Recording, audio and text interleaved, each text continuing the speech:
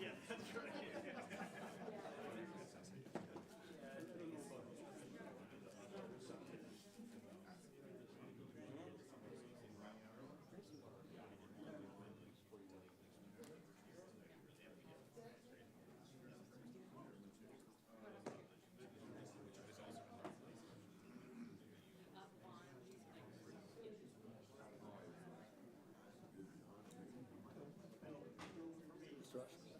Just want to say thanks for his watching.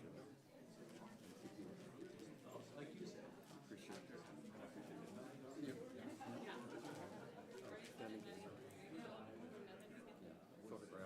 I photographed a lot of this committee because I work now for EPA. No, I just appreciate whenever you're around. And your service.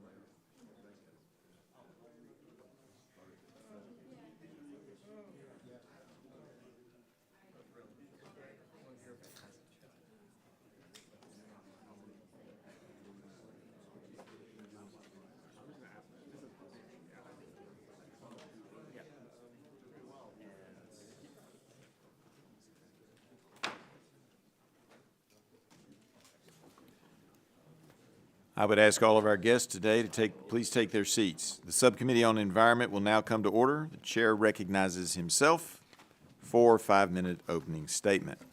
Today, this subcommittee will examine coal ash management practices and innovative ways people are utilizing coal waste.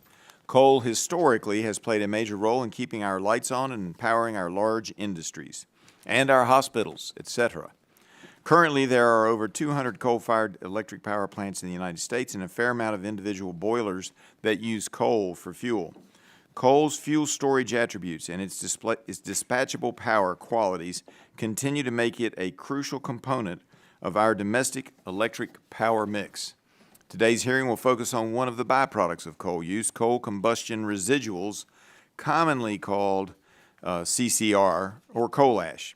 The Environmental Protection Agency, or the EPA, first began regulating coal combustion residuals from electric utilities in 2014 under its Resource Conservation and Recovery Act, or RCRA, powers, Subtitle D authority to regulate solid waste. In 2016, the Water Infrastructure and Improvements for the Nation Act amended RCRA to grant the EPA the authority to approve state CCR permit programs if a state chose to run its own program. However, nearly a decade later, only 3 state programs have been approved.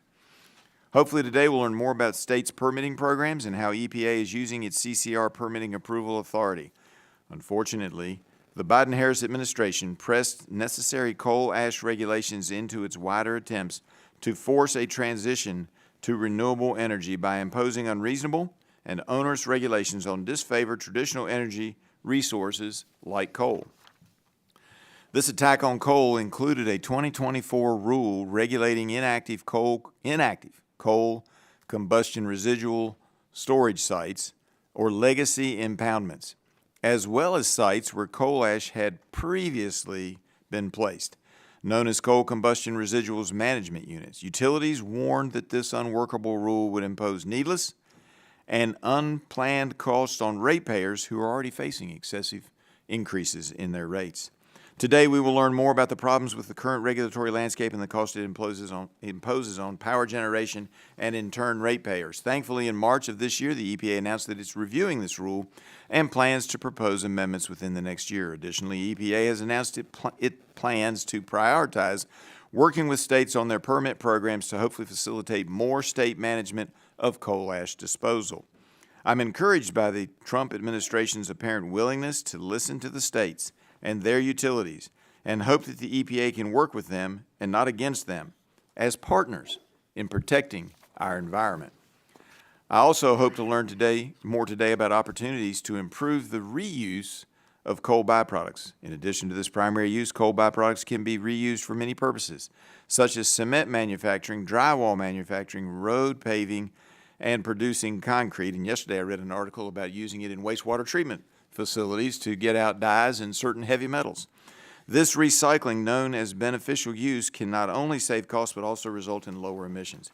Many may be surprised to hear that there is a thriving coal ash reuse industry in the United States. According to the American Coal Ash Association, 69% of all coal ash produced in 2023 was recycled. In addition to these established uses in construction, agriculture, waste management, and mining, new uses are emerging. For example, research from the University of Texas found that as much as 11 million tons of rare earth elements can be found and be accessible in coal ash in the United States. In fact, researchers from Virginia Tech, located in my home district, and where one of my children graduate, one is attending and one hopes to attend, they are leading projects to analyze the presence of critical minerals and rare earth elements in coal byproducts. According to the U.S. Geological Survey, the United States currently relies on imports for 80% of its supply of rare earth elements, with 70% of those imports coming from China. Our regulatory policies for coal combustion residuals management must facilitate continued beneficial use. I look forward to today's discussion of how we can address shortcomings of our current approach to coal combustion residuals management and innovation in how our country deals with waste. And with that, I yield back and now recognize the Ranking Member, Mr. Tonko of New York, for his 5-minute opening statement. Thank you, Mr. Chair. Yesterday, the committee marked up more than a dozen energy bills, several of which had the goal of continuing the operation of uncompetitive coal-fired power plants. But one issue that was seriously overlooked in yesterday's debate was the public health and environmental threats posed by these generators. We should not lose sight of the serious downsides to burning coal. Air pollution is often the first thing discussed, including emissions of particulate matter, mercury, and other hazardous air pollutants, as well as tremendous amounts of climate pollution.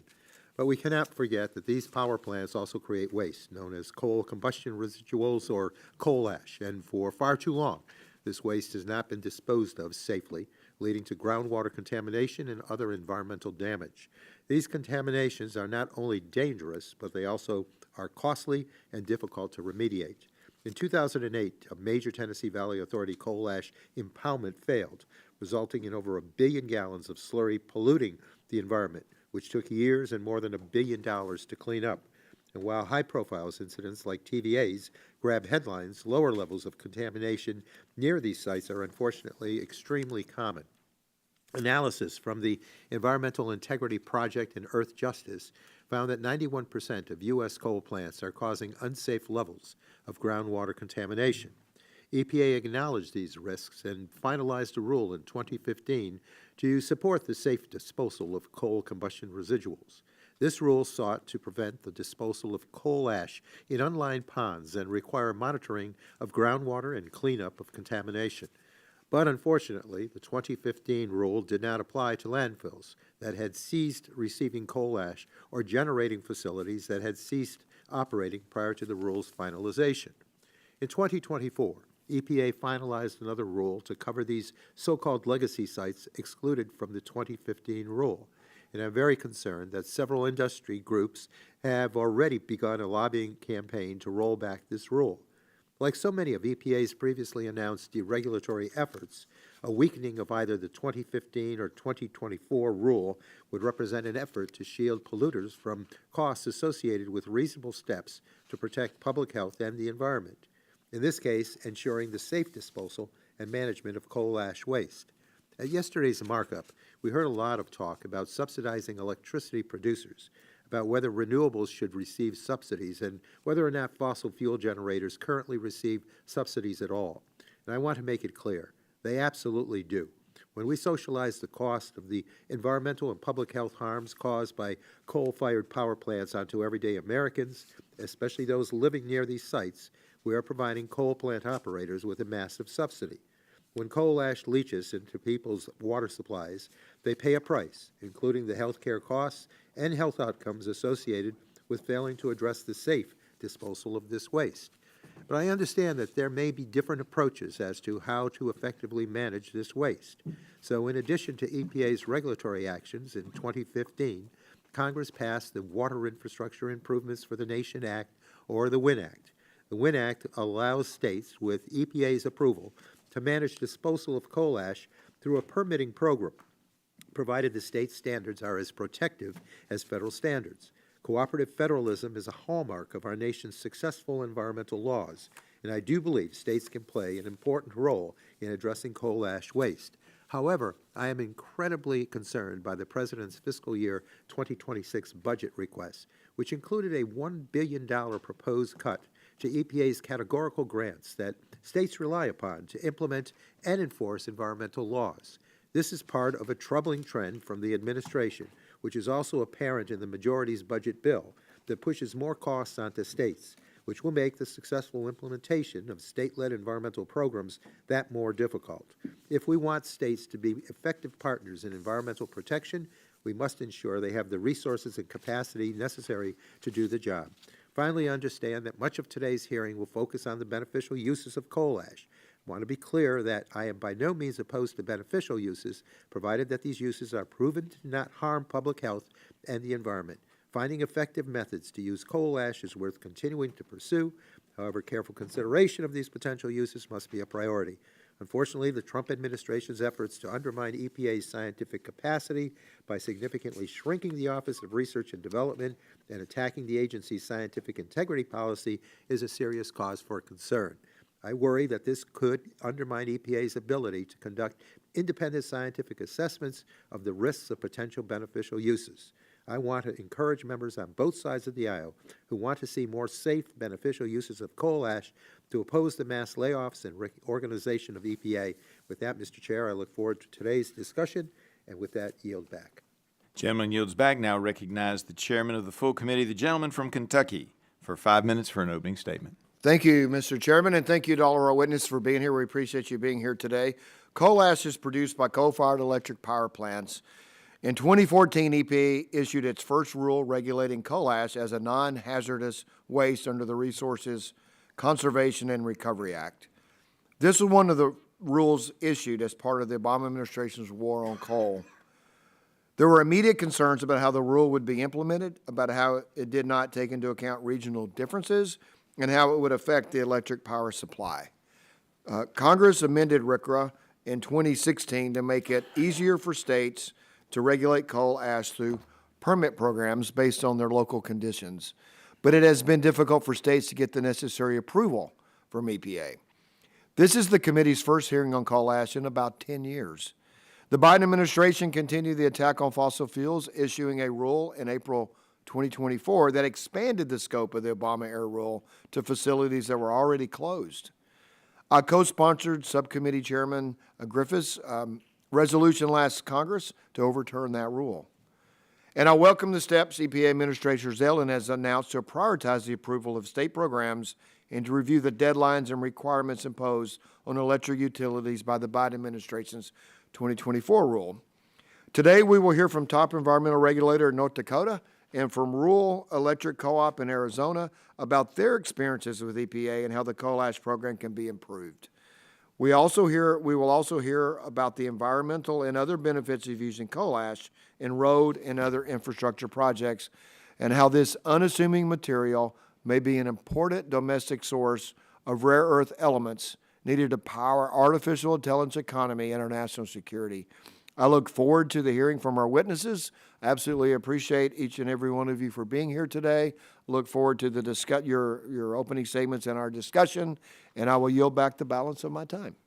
Gentleman yields back. The chair now recognizes the ranking member of the full committee, the gentleman from New Jersey, for 5 minutes for an opening statement. Thank you, Mr. Chairman. Today, the subcommittee is examining coal ash regulations at the EPA. Coal ash is a waste product generated from burning coal for energy. It's radioactive and contains toxic contaminants like arsenic, lead, mercury, and chromium. Some power plants dispose of coal ash in surface impoundments, storing the waste in ponds at operating or inactive facilities. And this poses serious risk to the surrounding communities, threatening human health and the environment. Contaminants can leach into groundwater and drinking water supplies or become airborne as toxic dust. Aging or deficient impoundments can fail structurally, resulting in catastrophic floods of toxic sludge entering neighboring communities. The EPA first determined that national disposal criteria were needed for coal ash 25 years ago, and this led to regulations starting in 2015, and then Congress acted 9 years ago with passage of the Water Infrastructure Improvements for the Nation, or I guess the WIN Act. This law gave states the ability to create their own coal ash management programs as long as they provide equal or greater protection to federal standards. And last year, EPA finally updated their rule to include all the legacy coal ash waste sites under their purview. Now, the passage of this law now provides us many data points to measure the success of state and federal regulations to manage coal ash waste and protect surrounding communities. Unfortunately, the data doesn't paint a good picture. There have been countless examples of weak state enforcement, large-scale releases of toxic sludge, and public health harms. According to industry's own data, over 90% of coal plants have reported groundwater contamination from their coal ash storage sites, and we still see coal ash stored in unlined pits that leach into groundwater or that gets blown into neighboring communities. To protect the health and safety of those living near coal ash sites, we need strong federal standards for the disposal and management of this toxic waste and strong enforcement of those standards at the state and federal level. But EPA's budget proposal and staffing cuts make it clear that federal enforcement is not a priority. The Trump administration is hurting EPA's ability to ensure coal ash disposal and pollution do not put Americans' health at risk. At a time when the administration should be ensuring states are following the law, EPA Administrator Zeldin is instead turning over responsibility of coal ash management to states. And this is an abdication of responsibility considering the well-documented pattern of states allowing this toxic pollution to continue unabated. The Republican majority is also likely to discuss the beneficial uses of coal ash and explore additional opportunities to divert more of this waste from ponds or landfills. And I agree that coal ash recycling helps decrease Americans' exposure to this toxic substance, but it's critical that we follow the science to ensure the uses don't cause further harm and contamination. While using encapsulated coal ash in construction materials can be a good recycling method for this waste, using unencapsulated coal ash as ground fill is not. And while pilot projects extracting critical minerals from coal ash are promising, they should not be touted as a reason to prop up uneconomic, outdated, and high-polluting coal ash plants. Now, I heard the chairman of the full committee talk about Biden and the war on coal. Look, I don't think there's anyone who wants a war on coal. I think the problem is that we have, if there's anything, the war has been against, trying to, the impact of coal harming people. There's nothing wrong with using a fossil fuel, in this case coal or any, for energy purposes, but we can't have it cause harm to our health and safety, not only to the people who live there, downwind, whatever, but in this case, clear contamination from coal ash. So as we discuss this issue, let's not forget the broader legacy of coal and what any possible resurgence would mean for communities across the country. We're not saying there shouldn't be a resurgence, but there can't be a resurgence of the harm. We'd see an increase in black lung disease in young people, more air pollution-related deaths, and increased cancer rates from exposure to coal ash fill. And we can't afford to repeat the mistakes of the past. That's all we're saying. You find beneficial uses, fine, but not things that are going to harm people in hopes of a different outcome. You're not going to have a different outcome. We know what the results are from some of this damage. So I look forward to hearing from our witnesses, and I yield back the balance of my time, Mr. Chairman. Gentleman yields back. We now conclude with member opening statements. The chair would like to remind members that pursuant to committee rules, all members' opening statements will be made a part of the record. We want to thank our witnesses for being here today and taking the time to testify before the subcommittee. Although it is not the practice of this subcommittee to swear in witnesses, I would remind our witnesses that knowingly and willfully making materially false statements to the legislative branch is against the law under Title 18, Section 1001 of the United States Code. You will have an opportunity to give an opening statement followed by questions from members. Today our witnesses are Mrs. Michelle Freearch, Executive Director of Regulatory Affairs and Corporate Services at Arizona G&T Cooperative, Mr. Dave Glatt, Director at the North Dakota Department of Environmental Quality, Ms. Lisa Evans, Senior Attorney at Earth Justice, welcome, and Mr. Tom Adams, Executive Director at the American Coal Ash Association. We appreciate all of you being here today, and I now recognize Mrs. Freearch for 5 minutes to give an opening statement. Chairman Griffith, Ranking Member Tonko, and members of the subcommittee, thank you for the opportunity to testify before you today. My name is Michelle Freearch, and I serve as the Executive Director of Regulatory Affairs and Corporate Services at Arizona Electric Power Cooperative. APCO is a member-owned, not-for-profit generation and transmission cooperative based in Benson, Arizona. APCO's purpose is to generate electricity and transmit it to distribution cooperatives that deliver power to end-use consumers in Arizona, Nevada, New Mexico, and California. APCO's service area includes cost-sensitive rural and disadvantaged communities, and we are committed to balancing our environmental stewardship with the cooperative's mission to provide safe, reliable, and competitively priced power to its members. Reliable and affordable electricity is essential to America's economic growth, and as our nation increasingly relies on electricity to power our economy, keeping the lights on has never been more important or more challenging.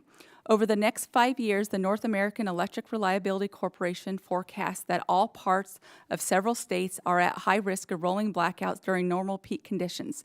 This problem is compounded by the rapid growth of data centers in rural areas. Some forecasts project data centers will consume 9% of all U.S. electric generation by 2030. In APCO's service territory alone, there are currently over 3 gigawatts of capacity demand for development.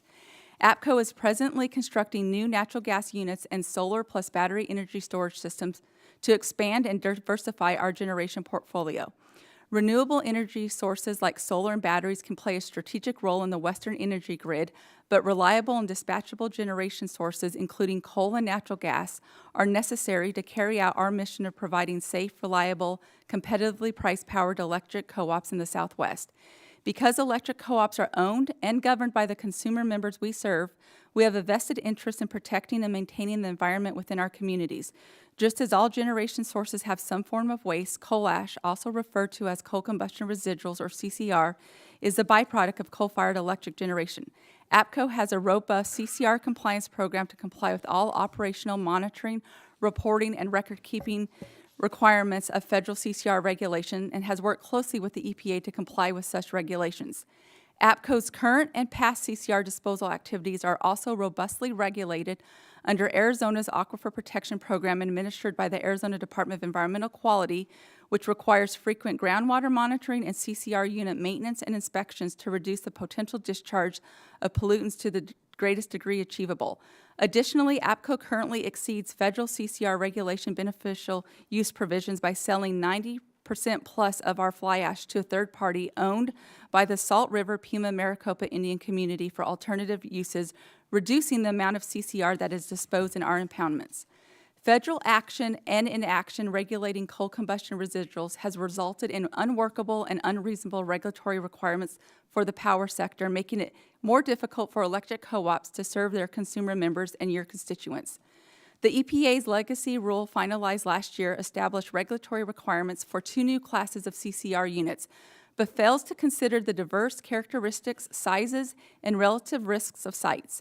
Instead, its one-size-fits-all approach will result in massive costs to the utility industry that will ultimately be borne by rural end consumers and which will exacerbate challenges to the reliable delivery of electricity. Furthermore, federal CCR regulations are currently self-implementing, which means that utilities are unable to work with state or federal regulators to tailor regulatory requirements to site-specific conditions through permit programs, unlike with other federal environmental programs. This is despite the fact that our state has effectively regulated CCR for decades. Without a federal permitting in place, enforcement is presently serving as an ill-fitting substitute and exposing power companies to a great deal of uncertainty. We commend the EPA's decision to reconsider the harmful legacy rule, but urge EPA to delay upcoming deadlines while they determine what to do with the requirements. We also urge the administration and Congress to support site-specific, risk-based federal and state CCR programs as mandated by the Wind Act of 2016 to support our country's rapidly growing energy demands while maintaining important environmental protections. Thank you for the opportunity to testify on this important issue. I look forward to answering any questions. Thank you. Mr. Glatt, you are now recognized. Good morning, Chairman Griffith and members of the Subcommittee on Environment. My name is Dave Glatt. I'm Director of the North Dakota Department of Environmental Quality and have been with the department for just over 42 years. Thank you for the opportunity to testify today on this important issue. What I'd like to do today is my testimony will highlight North Dakota's experience with the regulation of beneficial use of coal ash and the Federal Coal Combustion Residuals Program review process. In addition, I will touch on the more recent interest in rare earth mineral extraction from coal deposits and coal ash. North Dakota is known for its agriculture and energy dominance. It is home to abundant natural resources of lignite coal deposits and significant oil and gas reserves. Since the 1980s, North Dakota has regulated coal ash at several mine-mouth electric generation facilities, ensuring the protection of public and environmental health through comprehensive rules, which identify appropriate landfill locations through a multi-interstate agency review process, require groundwater monitoring and routine reporting, restrict permit lengths to a maximum of 10 years, require 30-year post-closure monitoring and financial assurance, require landfill cells to be engineered to ensure slope stability, liner suitability, and cap integrity, require public review and participation in the permit process. The state rules have, for over 4 decades, proven to be effective in the protection of the environment and public health. With the proven success of North Dakota's CCR program, there was the belief that seeking federal program approval would have its challenges, but overall would be a straightforward process. Unfortunately, our assessment could not have been more wrong, as the state has spent over 5 years seeking federal primacy approval with the process ongoing. Since the state initiated its quest for CCR federal program approval pre-2020, there have been over 3 different draft submittals, a change in North Dakota law in reference to a groundwater definition, and several rounds of last final comments with no defined outcome. The federal review and approval process can be characterized as frustrating, unnecessarily long, time-consuming, and at times not rooted in sound science and the law. Federal comments relating to program implementation were provided without visiting the North Dakota facilities, resulting in some comments being seen as inappropriate based on existing site conditions, such as recommending placing monitoring wells that would have been in the middle of a haul road on severe side slopes or that would have pierced the landfill liner. We believe site-specific knowledge of local climate, geology, facility design, and operations is critical in the proper regulation of facilities. To improve the review and approval process and incentivize states to seek federal program approval, we suggest the following. Visit the state seeking federal program approval to get an understanding of the regulatory and physical state-specific conditions. Respect and acknowledge state expertise. Comply with law and rigid timelines. Avoid agenda-driven processes by following applicable science and the law. Have clearly defined outcomes and goals. Acknowledge state sovereignty. Pursue a doctrine of cooperative federalism. In addition to the North Dakota history of the regulation of handling, storage, and disposal of coal ash, we regulate the beneficial use of certain coal ash materials. We believe coal ash can exhibit certain beneficial use characteristics and is not appropriate to regulate as a hazardous waste. State law outlines the legislative intent that coal combustion residuals can be beneficially used in concrete, construction applications, and other innovative uses. To ensure coal ash is beneficially used and does not impart undue public or environmental risk, we require periodic laboratory testing of all coal ashes relating to leachability of trace metals and other physical characteristics, including radioactive characteristics. Product testing and approval are required before a beneficial use application and required not less than every 5 years or sooner if feed source or EGU environmental controls change. Fly ash, it can be used for a lot of beneficial uses, which you described today, such as concrete admixture. We use it for abandoned mines, and some of the ash has actually been used for sand traps at golf courses. In the United States, there is a growing concern regarding our dependence on imported rare earth minerals, especially those from our foreign adversaries. These rare earth minerals are critical to modern technology. They are needed for technological advancements, manufacturing, and most importantly, national defense and security. North Dakota is ready to step up to meet this growing demand. We are exploring the potential of coal and coal ash products. In our most recent legislative session, we passed a bill that would allow coal companies to further explore mining these rare earth minerals in the United States. In our state, we have a fantastic team of researchers from state agencies to our universities and the Energy and Environmental Research Center at the University of North Dakota in Grand Forks, looking at the potential of North Dakota lignite to supply marketable quantities of 14 rare earth and other critical minerals. We know rare earth elements are found in CCR and coal seam. Mr. Glad, if you could conclude your comments. Yep. One sentence. Thank you. We have potential to redefine traditional uses of coal towards meeting the U.S. demand for these elements, and we are in the process of researching and improving our recovery potential. Thank you. And Ms. Evans, you are now recognized for your 5-minute opening statement. Thank you.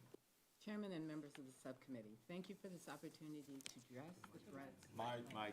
Oh, how do I turn it on? Just push. Okay. Is it on? We're going to restart your time, too. Is it on now? Yeah. Yes. Okay, great. Thank you.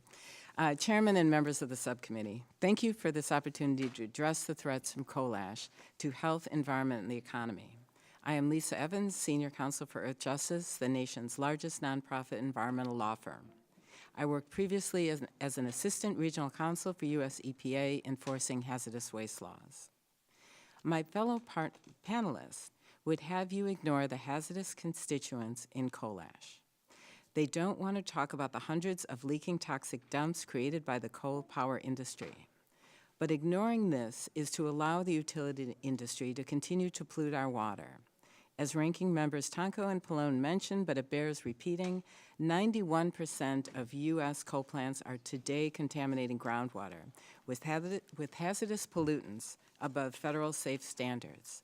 This is based on industry data from nearly 300 coal plants in 43 states. Coal ash contains hazardous substances including arsenic, chromium, cobalt, lead, lithium, radium, and more. These cause a long list of serious health problems, many types of cancer, heart and thyroid disease, respiratory problems, damage to the brain, and reproductive organs. Coal ash can harm every major organ in the human body. Coal ash is also one of the largest sources of industrial toxic waste. U.S. coal plants produce nearly 70 million tons each year, enough to fill train cars stretching round trip from Washington, D.C. to Los Angeles. We can't recycle our way out of the toxic mess created by the coal industry. While we support the reuse of ash into products like concrete and wallboard, where the waste is encapsulated and unable to leach toxic chemicals, these products use less than 40% of the coal ash generated each year. Reuse can't solve the problems posed by the millions of tons of toxic waste sitting currently in leaking ash dumps. The American Coal Ash Association claims that coal ash is just like dirt, but I don't want this arsenic-laden radioactive dirt anywhere near my children or grandchildren, and I don't think you do either.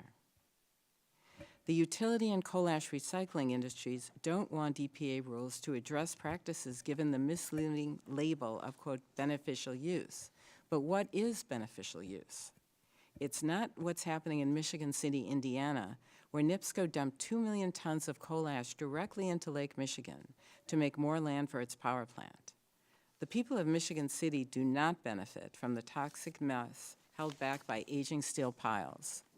The structural fill is leaking toxic chemicals into their drinking water source and fouling a stream where locals fish.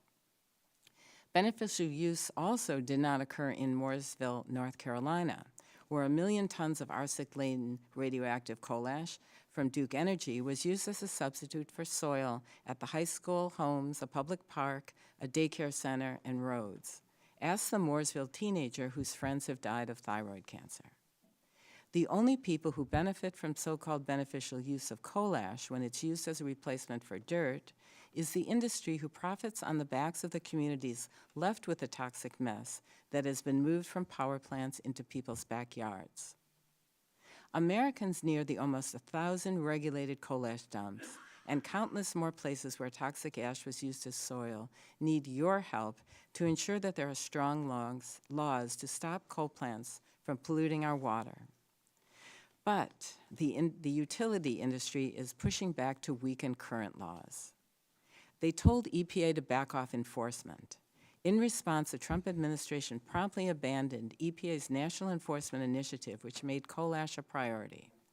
Trump's reckless U-turn gives industry a free pass to continue to violate essential safeguards.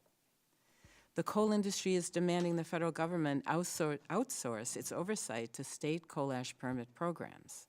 In response, the Trump administration is speeding the approval process in coal-friendly states where coal ash programs are less protective than the federal rule.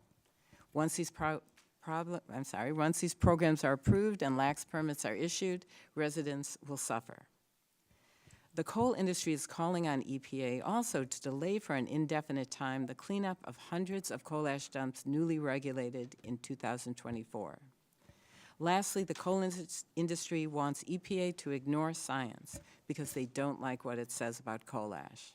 Recently, EPA found that coal ash was much more dangerous than previously thought because of elevated arsenic and radioactivity. Coal ash pollution is a problem that recycling cannot solve. The solution requires federal and state regulators and members of Congress to place public health above polluters' pocketbooks. Thank you. Gentlelady yields back. Now recognize Mr. Adams for his 5-minute opening statement. Chairman Griffith, my mic on? Okay. Chairman Griffith, Ranking Member Tonko, and members of the subcommittee, we'd like to thank you for organizing a hearing to focus on beneficial use of coal ash.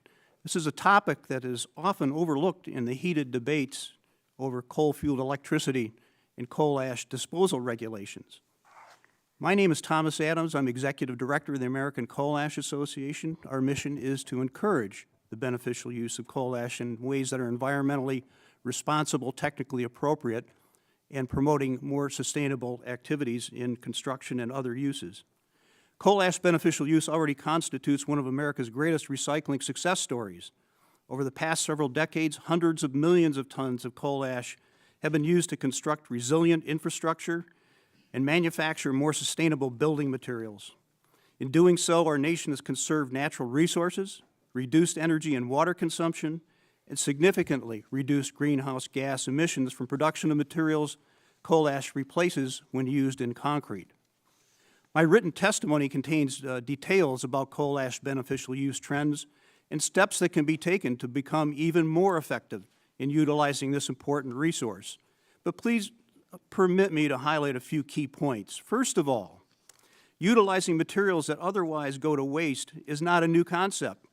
Solid waste regulation is under the Resource Conservation and Recovery Act.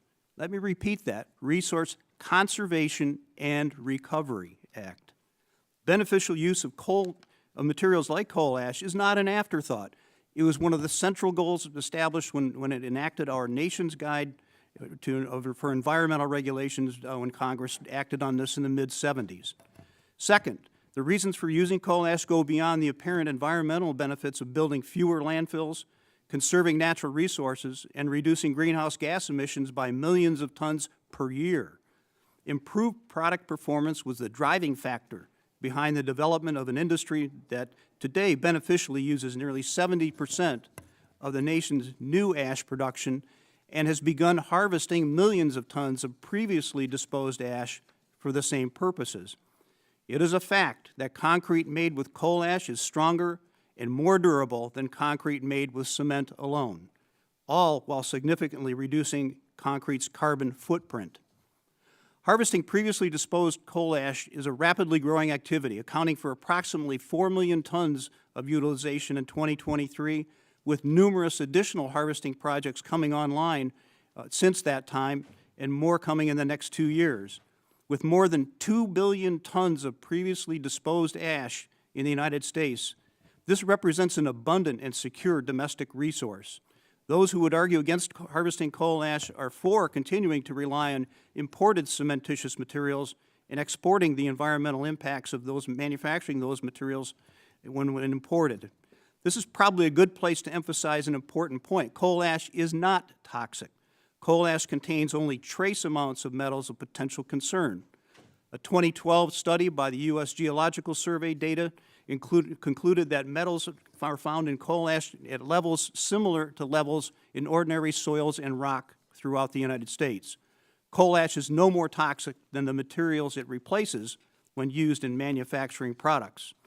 Furthermore, EPA itself has validated the safety of coal ash beneficial use in risk evaluations of major uses, including fly ash used in concrete and the synthetic gypsum used in wallboard, as well as synthetic gypsum used in agriculture. ACAA has utilized EPA's risk evaluation methodology to validate the safety of ash used in controlled low-strength materials, also known as flowable fill. Finally, the potential opportunity to simultaneously extract rare earth elements from coal ash resource provides additional incentive for regulators and other policymakers to return to the resource conservation and recovery mindset that was present at the outset of the nation's solid waste regulatory structure. Careful development of these extraction technologies could reduce America's dependence on foreign supply of critical materials while maintaining the ability to use the bulk of the resource for traditional beneficial uses like cement and concrete. ACAA encourages policymakers at all levels to identify and remove regulatory barriers and to take a more active role in encouraging coal ash beneficial use. For those who are concerned about issues related to coal ash disposal, may I offer one suggestion. The best solution to coal ash disposal problems is to quit throwing it away. Thank you. Gentleman yields back. I thank you all for your testimony. We will now move into the question and answer portion, of the hearing, and I will begin the questioning and recognize myself for 5 minutes. Mr. Adams, we heard the comments both from the dais and from other witnesses that coal ash has radioactive elements in it. Is that predominantly radon? Radon is present, as are a number of other things, and radon testing is required across this country. In some places, you cannot get a residential mortgage without doing radon testing prior to executing the mortgage. So this is a material that's known and it's being addressed. Well, I was going to say it apparently is in a significant portion of my district in the clays and other rock material, and so when I bought my house, the testing was done, and we had to have a radon mitigation unit put into the house. It's fairly simple, but we had to have it put in. It wasn't very expensive, but still. And we're not anywhere near a coal ash pond or a coal generating facility, but there was the radon. All right, let me get to the questions I originally had. As you know, Mr. Adams, Congress reinforced the Coal Ash Solid Waste Determination in 2016 by amending the Resource Conservation and Recovery Act, or RCRA, to have states and utilities look at contamination risk and make sure coal ash ponds are structurally safe. I do agree we need to make sure that coal ash ponds don't fail. Could you explain how the EPA's coal combustion residual rule under the Biden administration didn't take into account the advantages of beneficial use and restricted what types of CCR, or coal combustion residual sites, are considered harvestable? Yes, when the rules were put together, we raised the issue of harvesting as an opportunity to take the materials out of disposal units, landfills, and ponds, and put them into beneficial use. At that point in time, the rule was at review at Office of Management and Budget, and they basically listened to us and said, we don't have time to really investigate this in this rulemaking for this particular rule. So we raised the issue of harvesting way back when the rule was being put together, and it was ignored. Today, we're getting that industry off the ground, and it's proving to be very successful in increasing, and it is removing ash from storage units in several places around the country already this coming year, about 5 million tons, which will grow in the next coming years as well. I appreciate that. Ms. Freearch, last year the Biden EPA issued the legacy coal combustion residual rule that was not based site-specific risk. If some of those coal ash sites don't pose a significant risk, shouldn't they be evaluated on a risk-based standard under the Resource Conservation and Recovery Act, or RCRA, to understand if the costs are being spent to actually address contamination or potential contamination? Thank you for the question. Yes, we agree that without having the risk-based site-specific conditions, it was a one-size-fits-all approach. So the sweeping part of the legacy rule was all the new classes of existing impoundments at inactive or active sites just kind of got swept into one class and not evaluated on a site-specific basis.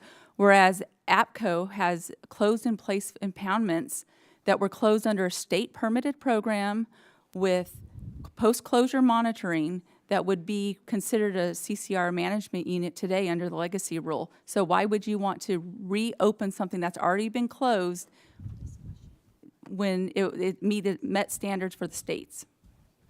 I appreciate that. Mr. Glatt, can you explain to me, why was coal ash restricted for some other uses in the 2024 rule when in 2015 regulation, EPA specifically mentions how coal ash has beneficial uses and is not, let me repeat, not classified as hazardous waste? Mr. Chairman, yeah, I struggle with that a lot. Is that sometimes I wonder where the science is in all of this as we move forward. And at times I felt those decisions were arbitrary, not really looking at the science behind really what the risks were associated with coal ash. And so I can't tell you why they went that direction, other than I do think they ignored some of the science and actual work that was being done in the states on this issue. Now, can you explain how each site is different and how you'd expect to evaluate a coal ash site? And I assume you do that in your state. Mr. Chairman, yes, we do. You know, you have to look at everything that's site-specific. North Dakota geology is different from the east part of the state to the west part of the state. North Dakota geology is different than West Virginia geology. And so you have to look at site-specific conditions and really what the risk is. And then based on that, then you come up with a plan that's protective of the environment and public health. The states need that flexibility. I appreciate it. I now yield back, my time being up, and I recognize the ranking member, Mr. Tonko, for his 5 minutes of questions. Thank you, Mr. Chair. Ms. Evans, let's start with a few basic questions about why coal ash was regulated in the first place. Can you explain how coal ash may pose a threat to our health and our environment if it contaminates groundwater? Yes, is my mic on? Yeah, pull it closer and talk loud. And the reason we need the mic on is the folks watching on C-SPAN later tonight or tomorrow or next week can't hear you if you don't talk into the mic. My button does not seem to work very well. So I believe, Representative Tonko, the question was, Yeah. Is the button red? Push it. None of them are lighting. We're re-upping our time. Here, no, this one. okay. Here, you want mine, Lisa? Voila. Magic. Yeah, that one's on. Okay, great, thank you. That's good. Okay, so we set the time. We yeah. reset your time. If you would Wanna please go forward. Could we have the question again, please? Sure. Can you explain how coal ash may pose a threat to our health and our environment if it contaminates groundwater? The threat to the threat to groundwater and to surface water and to air and soil through mismanagement of the disposal of coal ash is rampant throughout the United States. One of the biggest problems is that the states have not regulated coal ash during the start of the burning of coal. So we've been burning coal in the United States at coal-fired power plants since the early 1900s. For the entirety of the time until 2015, when the federal government stepped in, there was just a patchwork of mostly very poor state regulations. And in fact, in some states, there were no regulations at all.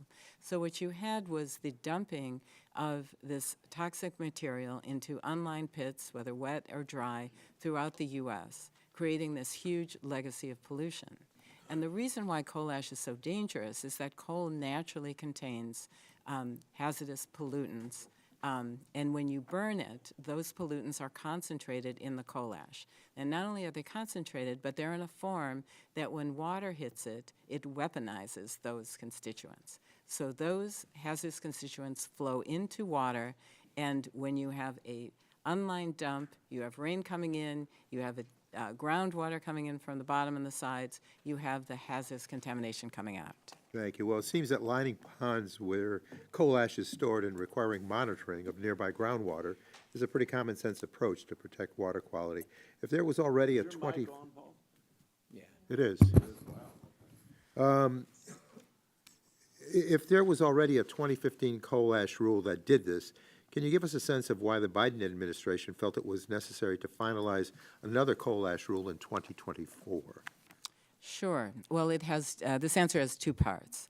First, the 2015 rule entirely left out what we call legacy ponds, which are the older coal ash ponds at facilities that no longer generated electricity after October of 2015, the effective date of the 2015 rule. Those ponds, which are about 200 throughout the United States, fell out of that regulation. We sued EPA because that made no sense and left a huge universe of potentially polluting dump sites. The D.C. Court of Appeals agreed with us and required EPA to regulate those legacy ponds. So that's part of the 2024 rule. Those 200-some ponds will now be regulated, or are now regulated. The second part of the 2024 rule is all of the old dry disposal areas at the power plant sites. Those were also not covered under the 2015 rule if they didn't receive waste after the effective date. But industry data showed that those units are polluting as well. So we sued to get those included so that corrective action cleanup could be site-wide, not at individual units. You know, the way the 2015 rule worked is it would be as if the LA firemen addressed one house, doused that, and left the other ones burning. You have to address the entire site to make sure that the groundwater is remediated. Thank you. And I mentioned earlier that I'm very concerned by the President's budget request, which includes major cuts to grant programs that states rely upon. If enacted, it would fundamentally change cooperative federalism as we know it, all while we see a much more lax approach to enforcement at the federal level. I would like to insert, Mr. Chair, into the record testimony from the Environmental Council of States to the House Committee on Appropriations from earlier this year. Without objection. Thank you. ECOS testified, and I quote, "States carry out more than 90% of the nation's federal environmental laws. Dramatic cuts to EPA that are passed along to states will incapacitate state environmental programs while creating massive uncertainty for state legislatures and businesses." So I'd also like to insert into the record, Mr. Chair, an article from the Inside EPA titled "North Dakota DEQ Chief Eager to Work with EPA Amid Budget Cut Worry." Without objection. Thank you. Mr. Glatt, is it safe to say you agree with the previous quote from ECOS that if the proposed EPA budget cuts go into effect, it will impact your state's ability to properly administer environmental programs like the CCR permit program? Mr. Vice Chair, it has the potential to do that. I guess we're going to have to see what the cuts are, the magnitude and where they're at. But I will tell you that the state will step up and take care of the problem if EPA does not fund us. Yeah. I noted in that article that you were quoted as saying the budget cuts, I quote, "will have a very negative impact on the states." And with that, I yield back. Gentleman yields. The chair now recognizes the chair of the full committee, Representative Guthrie, for 5 minutes of questioning. Thank you very much. I appreciate it. Mr. Friark, based on your experience, does the 2024 legacy coal ash rule require the closure of coal ash sites even if they are not causing harm to human health and the environment? And can you share your views on how much it will cost to comply with this rule and what it would mean for your co-op members? Congressman, thank you for the question. I can speak from my perspective at Arizona Electric Power Cooperative. The 2024 legacy rule would require us to identify through a facility evaluation procedure if we have any of those new classes of legacy facilities at our site, or like I mentioned before, our closed in-place facilities that were closed historically under a state program.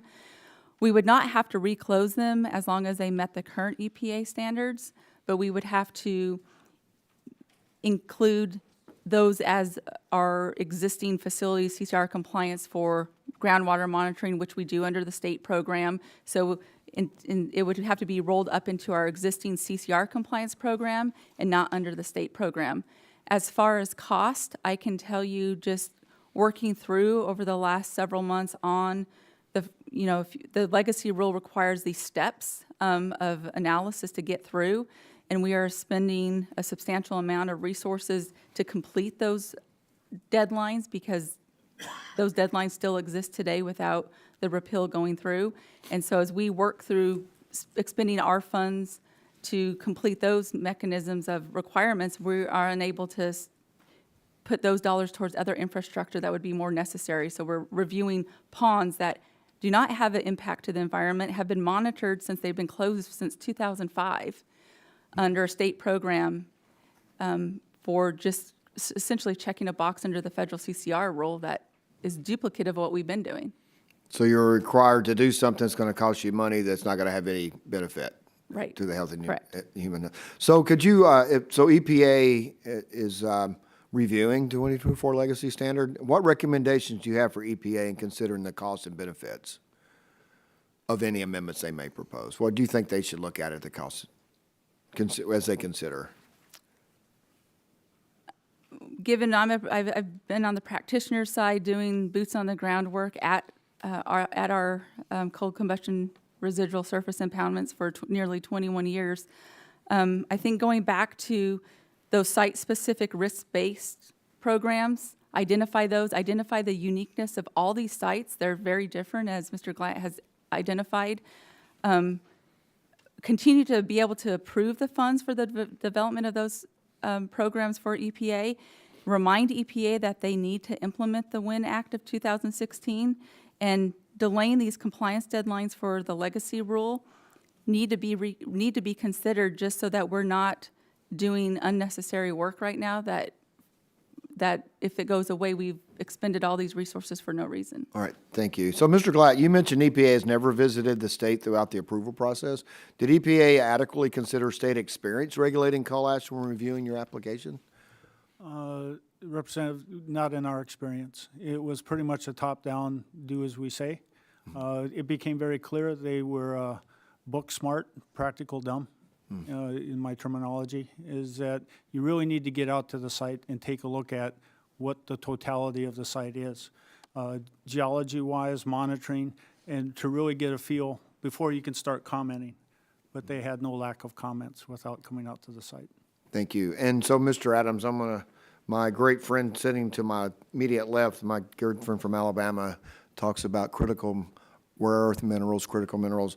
All the time, and appropriately so, because it is a dire national security issue we have to focus on. Can you share your views on what the sort of coal ash is to sort the rare earth elements, and what are the barriers that you have, regulatory barriers for recovering those? Well, right now, 30 the seconds. biggest challenge is to develop extraction technology that is going to be appropriate for the material that's left behind, if you will. If we extract the rare earth elements and we create a waste product that is truly hazardous, then we haven't done ourselves much good, really. We've solved one problem partially and created another one that's much bigger. So the technology research is really what's being focused on right now, is finding a way to extract these materials without causing harm to the residual material. So that's where the market is right now, and there's a lot of work going on, I can say that, a lot of ideas out there, but nobody's really pinned it down as yet. Thank you. My time has expired now. Yield back. The gentleman yields back. The chair now recognizes the ranking member of the full committee, Representative Pallone, for 5 minutes of questioning. Thank you, Mr. Chairman. I wanted to focus on the track record of coal ash management over the past few years and how we should approach this waste product given its toxic nature and risk it poses for public health and safety. When Congress passed the WIN Act, we gave states the ability to create their own coal ash permit programs subject to EPA approval, and the law was structured this way to address one of the primary concerns, that states could not or would not maintain the same level of protection that would otherwise be required by the federal government. So I just have a series of questions of Mrs. Evans. Since the law's enactment, your organization has expressed concerns with some of the state petitions. So first, why do you think some states are not prepared to manage coal ash on their own, if you will? I think it's a matter of inadequate rules, perhaps inadequate approach, and inadequate resources. So first, in order for EPA to approve a state under the WIN Act, the regulations have to be at least as protective as the federal rule, and the implementation of those regulations in the state must indicate that the state is applying these rules to ensure that every coal ash dump in the state is following those rules. In multiple states, not just North Dakota, and we're preparing comments on that proposed approval, but in Alabama is a good example of a state that had exactly the same rules as the federal rules, but the way in which they applied them left dumps violating the CCR rule in very important ways, whether it was by closing coal ash ponds in groundwater so that they would leak perpetually, perhaps approving inadequate groundwater monitoring systems, and that cannot stand. Approving a state that does not ensure that each coal ash unit complies with federal rules is approving a plan, a state program that's not as protective. And once EPA approves the state program, it's very difficult to roll that back. The WIN Act says that EPA must evaluate the programs, but only once every 12 years. And so you're going to have generations of folks that are going to be dealing with permits and with oversight that simply is not adequate. We're seeing that in Georgia. So Georgia has a partial approval. They've had it for many years now. And what we're seeing in Georgia is that the state is approving permits for inadequate groundwater monitoring systems, so we won't know how much hazardous contaminants are leaving the dumps, and also the disposal of ash in groundwater and at least 2 facilities. So that is totally unacceptable, and Earth Justice doesn't want to see that happen in the states that are currently interested, which are coal-friendly, coal-burning, They have many coal-burning units, and we fear for the protection of the residents in those states. Well, I think you answered my second question with what you said as well, but let me go to my last question. I mentioned in my opening statement that Administrator Zeldin has decided to turn over coal ash enforcement responsibilities to the states. He also committed to quickly consider North Dakota's application for a state coal ash permit program. And EPA granted North Dakota conditional approval in May, and has signaled it is poised to take similar actions on other state applications. So my question, Ms. Evans, in your opinion, how could public health and safety be impacted by a shift to state enforcement of coal ash, especially for communities in the states that are seeking program approval from EPA, if you will? You know, one thing that can occur is that enforcement simply won't happen. The states, as you mentioned earlier, are really stretched for funding. The funds for solid waste versus funds for hazardous waste in states is minuscule. So they've got programs that may not be able to get the inspectors out to determine whether there is compliance at the facility. And if there's not compliance, you're going to have environmental damage. You're going to have contaminants leaving those coal ash dumps, entering groundwater, entering the air, fouling rivers. It is going to happen. It's happened at almost every site that we've seen in the United States. So there's no mystery here. What is needed are federal or state programs that follow the requirements of the 2015 and 2024 rules, because those rules were meant to detect the pollution, stop the pollution, and require cleanup.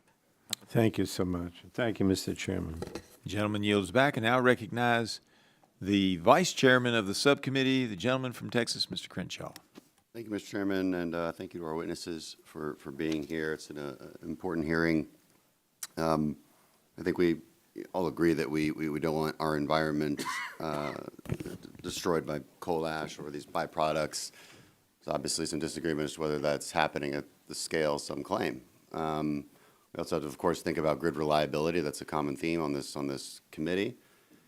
Grid reliability and people's power turning on is incredibly important, and base load power just disappearing is a pretty exceptional matter, to say the least, and it shouldn't happen without some careful thought. And I believe many of these regulations are perhaps unnecessary, and also not taking into account another theme which has been talked about, which is the overlooked aspect of this, which is that these CCP byproducts are indeed strategic resources that need to be utilized. They can be utilized to reduce greenhouse gas emissions, strengthen our critical infrastructure, help keep reliable power plants online. It contains rare earth elements and critical minerals essential for defense, semiconductor production, clean energy tech. Tapping into that potential could reduce our dangerous dependence on China and strengthen America's industrial base and national security base, all while still keeping the environment clean. Mr. Adams, could you speak to that for just a minute about these byproducts and why the EPA even labels them as a product for good reason? Well, certainly, when you talk about a product, you're talking about something that has market value. If you talk about them merely as residual materials, it doesn't indicate anything to the marketplace that there's any economic value to them. EPA itself said that this was a number of years ago, that this industry had a value of about $23 billion in direct and indirect expense, and that was over 10 years ago. That has only grown a great deal as the value of these materials has started to increase and approach the pricing that we see for commodities like Portland cement. So it's really developed into a much bigger economic factor all by itself than just a waste material that you would have if you regarded the material as just something we need to get rid of and get out of the way and get it out of our mind. It's a resource. We would respond. I mean, Ms. Evans' witness testimony claims the opposite. Says that uses of coal ash, such as mining projects, structural fills, agricultural applications, says they're sham recycling. And when coal ash is placed on the ground, dangerous pollutants such as arsenic, boron, cobalt, lithium, mercury, radium will leak into the groundwater. You cited a number of studies about the safety of the reuse of coal ash in your written testimony, so I wanted to give you an opportunity to talk to us about that. Well, as I referenced there, and I'll reference again, the USGS study that is in our written testimony indicated that you'll find arsenic and all these other things that you just talked about common background material in soil and rock around the country. It was referenced earlier, I believe, by Chairman Griffith, that when you get to radon, that's in soils in his area, and there's no coal-fired power plant anywhere around. So you run into these situations where background is automatically assigned to coal ash if there happens to be a plant somewhere, and it's not the case in many cases. So when we're looking at these kinds of claims, you have to look at what the background is in the area to make a legitimate, honest evaluation of whether there's any kind of problem there. Okay, I appreciate that. Mr. Glad, I'll quickly give you a chance to just tell us some of the safe and beneficial uses that we could be looking to across industry. Well, we currently, Vice Chair, we currently use it for admixture to concrete. We use it for flowable fill for abandoning mines. We use it in soil stabilization. And I will say that before it gets to that point, first the coal ash has to show a beneficial characteristic. It can't be just waste disposal. It has to be a beneficial use. Then we go through testing to make sure it will not leach these products into the environment. Once it goes through all that testing and it is shown to be a beneficial use, then we approve it to move ahead with concrete and all the things I mentioned. Okay, I appreciate it. I yield back. Gentleman yields back. Now recognize Mr. Ruiz for his 5 minutes of questioning. Thank you, Mr. Chairman. It's interesting that we're having this discussion about protecting the environment, protecting health from coal ash, and yet we're also saying that there's actually no harm to the public's health because the materials exist in the surrounding environment, and then you know, it's sort of speaking from two sides of the mouth. But Ms. Evans, what is the public health effect of coal ash? Well, I would first like to say that I vehemently disagree, and I said this in my testimony, that coal ash is similar to dirt. I think the statistics that Mr. Adams has provided are extremely misleading, and I'd like to provide some supplementary information to indicate, to illustrate this. I have worked at numerous coal ash waste sites, some of which are Superfund sites, where the data shows that coal ash contains magnitudes more hazardous contaminants than is found in the surrounding soil. So you take the Town of Pines Superfund site, where you have on playgrounds, I believe the arsenic approached, let's say, 600 parts per million. I know they had 888 parts per million in other areas. On the playground, at 600 parts per million, that is nowhere near the average arsenic content of soil, which should be around between 6 and 10. So we don't have a substance that's like dirt. All coal ashes are different, and not all coal ashes are going to be extremely high in arsenic and radioactivity. But EPA has found, let's take radioactivity, EPA has found that the average coal ash has radioactivity of over 6 picocuries per gram. And How much radioactivity do you find in dirt? 1 to 3. So you have, and then you can get much more. I've seen 14. In Mooresville, sitting on top of the dirt, I think we had over 8 to 9 picocuries per gram. So this is not average dirt. This is, that's already almost 3 times the radioactivity that you find in dirt.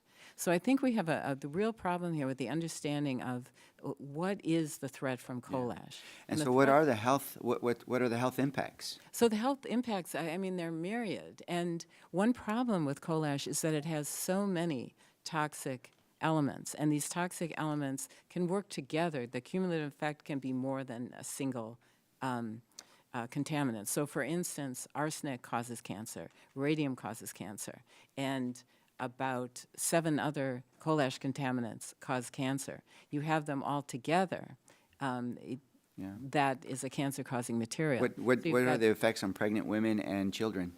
So, I mean, if you mention children, and pregnant women, the ingestion of toxic chemicals is much more harmful to a fetus than it would be to an adult.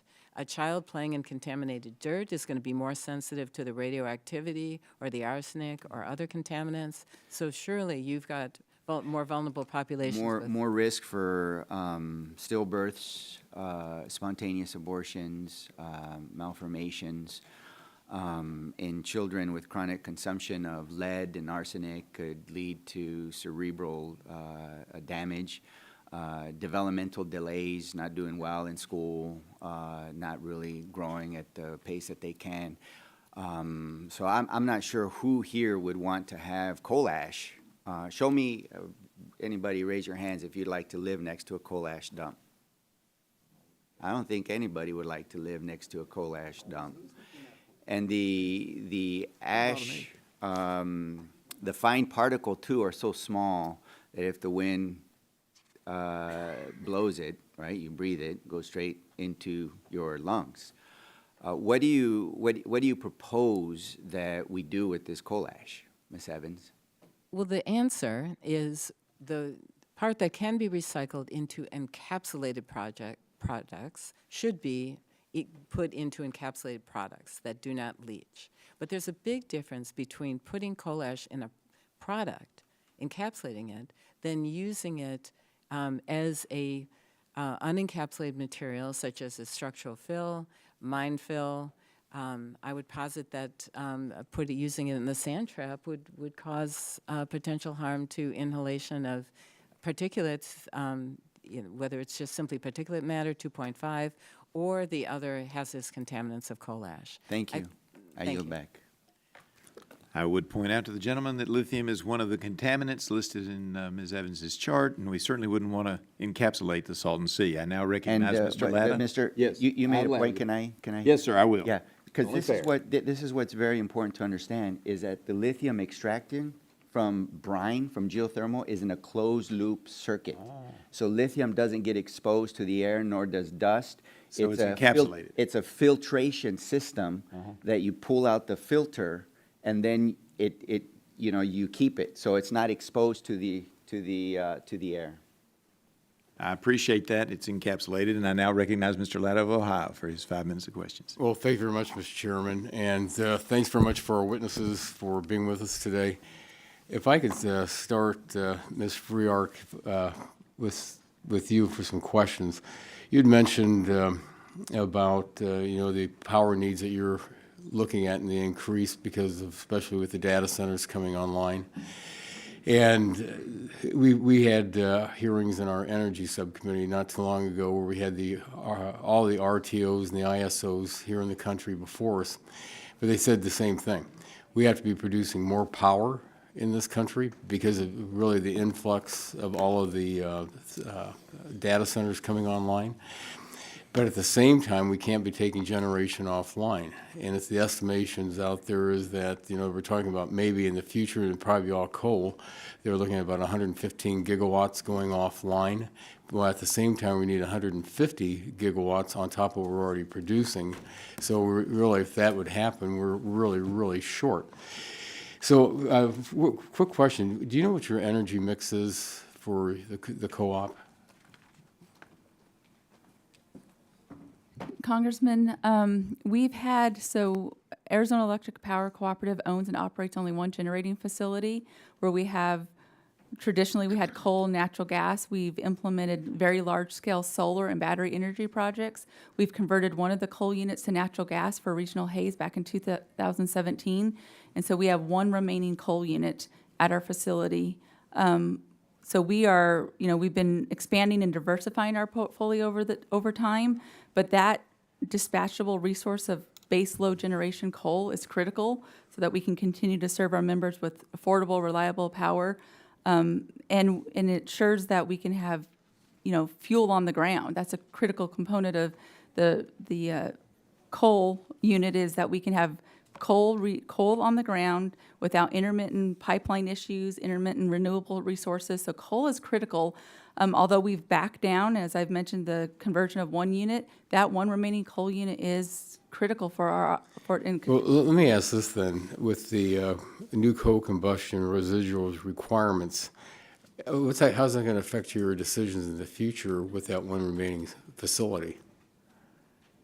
So under the coal combustion residual rule, we will continue to monitor post-closure. So if we had to close our remaining coal unit, we would still have 30 years of post-closure monitoring closure of those facilities. So it would be beneficial to APCO and its members to continue to be able to operate that coal unit, responsibly disposing of coal ash in our lined impoundments that have 30 years of operation with, groundwater monitoring. And so to prematurely close those would cost in the tens of millions of dollars that would be borne by rural end-use consumers. Yeah, well, thank you very much.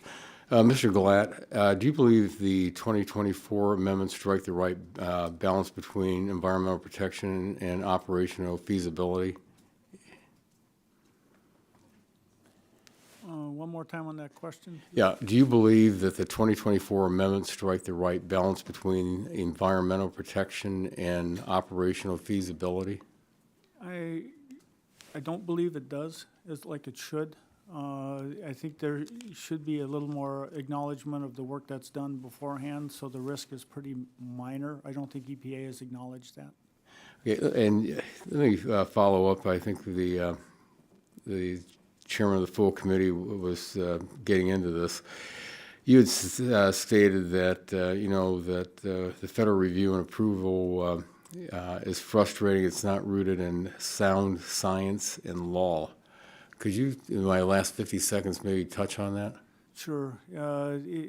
Going through this whole process, we had indications that our program was approvable. It went beyond what EPA had required. But they said they would not approve it because they had concerns regarding implementation.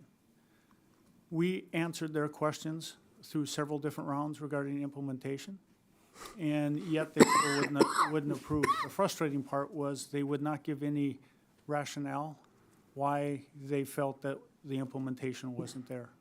We felt that we went way beyond what EPA required and showed the documentation, have the science, and yet there was no approval. That's where the frustration came.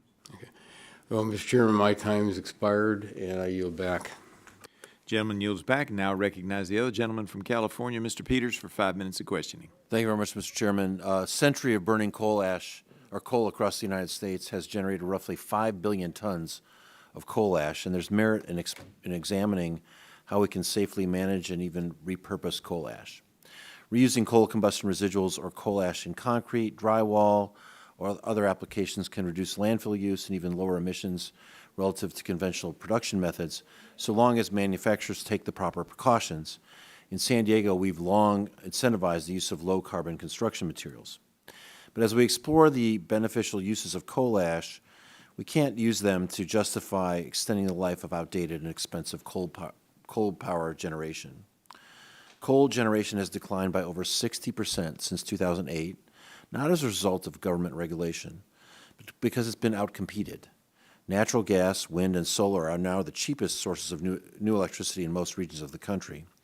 Coal plants are aging, expensive to maintain, and increasingly reliant on subsidies or taxpayer support to stay online. All of this evidence has made it clear coal has not declined based on some conspiracy or clean energy bias, but because of well-documented market factors.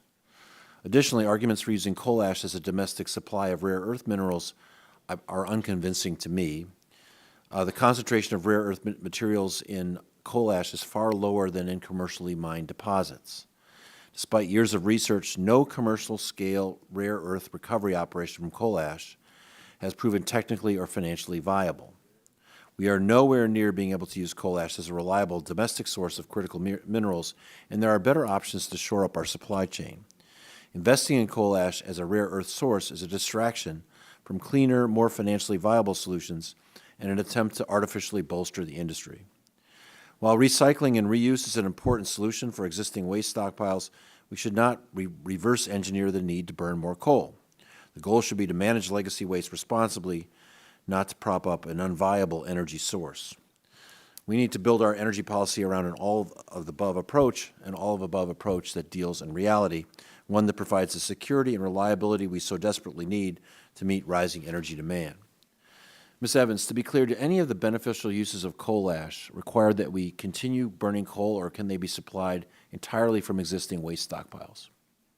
They can be supplied from existing waste deposits. There's so much waste. Mr. Adams said 2 billion. I've heard the estimate 3 billion. There's an abundance of coal ash that could be used, and it would never be necessary to burn coal Right. for those projects. And you agree that coal generation has declined primarily due to market competition from cheaper and cleaner energy like wind, solar, natural gas, rather than because of regulations? Absolutely, and that's what the experts say. Is there any long-term scenario in which coal becomes a competitive critical energy source again? I don't see it. I mean, I see that the price of wind and solar is dropping. It's shown itself to be more reliable. The battery storage will be a faster solution than the building of new power plants, and I don't see where coal fits into that scenario. Okay, I appreciate it very much. Mr. Chairman, I yield back. Gentleman yields back. Now recognize the gentleman from Pennsylvania, Mr. Oh, not here. Oh, no, there he is. I missed him. I thought you'd be on the top row, Mr. Joyce. Mr. Joyce of Pennsylvania. Thank Vice you, Chair of the Chairman full committee. Griffith and Ranking Member Tonko, and thank you for our witnesses for appearing here today. For years, from Pennsylvania, I recognize that coal-fired power generation facilities have worked in Pennsylvania and throughout the entire United States, and they have worked to properly manage coal combustion residuals, or coal ash. This has long been done either through disposal and monitoring or through beneficial uses, such as the making of concrete or construction applications, as in drywall production.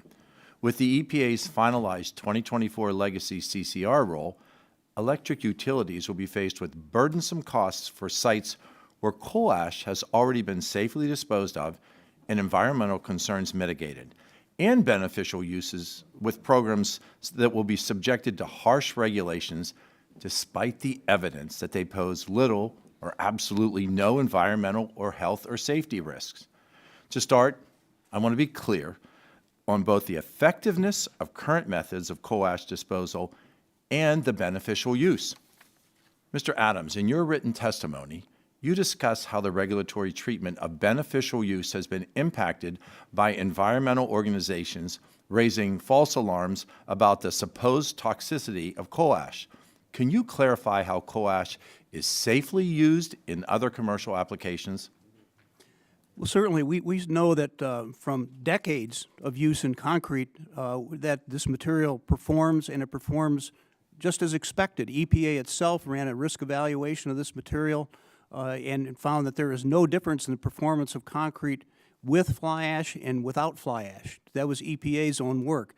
In addition, if you look at what EPA has done over the years in terms of regulating coal ash, back in 1993, the EPA made a determination that coal ash did not warrant treatment as a Subtitle C hazardous waste under RCRA, based on toxicity.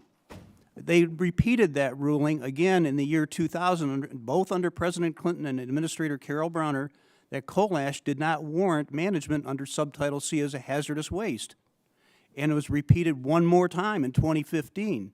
So if we hear all these claims of coal ash being hazardous and toxic, EPA hasn't made that claim yet, and they've looked at it really since 1980 when the Bevel Amendment was passed, declaring coal ash to be exempt from hazardous waste management. So as we look at all these applications and we hear all these claims, EPA has not found that to be the case. The 2024 Legacy Rule created a new definition, CCR Management Units, or CCRMU. Mr. Adams, has the expansion of federal regulation to CCRMU potentially undermined opportunities for beneficial uses that we talk about? You just mentioned with the use in concrete, I talked about in drywall production. Are we stifling innovation? It's an interesting attempt. The 2024 rule has a risk assessment which is terribly flawed to supplement its claims in that rule. Beneficial use will be impacted by it, But EPA's done a nice job of trying to draw fences around things and create back doors, if you will, to restrict beneficial use, and based on that flawed risk assessment. You also noted, Mr. Adams, in your remarks that the EPA used flawed risk adjustment in justifying that role. And I think that's what you were just mentioning. Can you further explain some of your major concerns with that risk management, that risk assessment? Well, for example, it claims that arsenic is many, many more times more dangerous than it ever has been before. What changed? Nobody has been able to explain to us what changed to make arsenic more concentrated, more of a danger than it has been for decades and centuries, actually. We run into things like that in the report that actually give people rise for concern when there's really no change at all that has happened there. From your testimony, both written and stated orally, a federal regulation which fails to consider state or facility-specific characteristics and that imposes strict regulations not based on any real finding of risk is not the way to handle CCR. The EPA announced earlier this year that they are reviewing this rule to determine what regulatory relief is appropriate. I look forward to that determination and to working with my colleagues on this committee to ensure that electric utilities, especially in rural areas that need that increased electrification in America, are not burdened by this unnecessary cost. Thank you all for appearing today. My time has expired. Thank you, Mr. Chairman, and I yield back. Gentleman yields back and now recognize Mr. Auchincloss from Massachusetts for his 5 minutes. Thank you, Chairman. I represent Brayton Point in Somerset, Massachusetts, which formerly was the site of a coal-fired power plant. Was going to become the site and a clean energy hub for offshore wind interconnection until the manufactured chaos from this administration issued a moratorium on offshore wind and has canceled that manufacturing opportunity. Before it ceased operations in 2017 as a coal-fired power plant, Brayton Point used lined landfills for coal ash. The last of them are due for final closure this year. Ms. Evans, first of all, thank you for joining us. Can you describe how these proposed changes might affect Brayton Point and surrounding areas?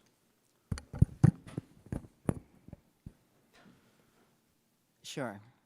Excuse me with the mic.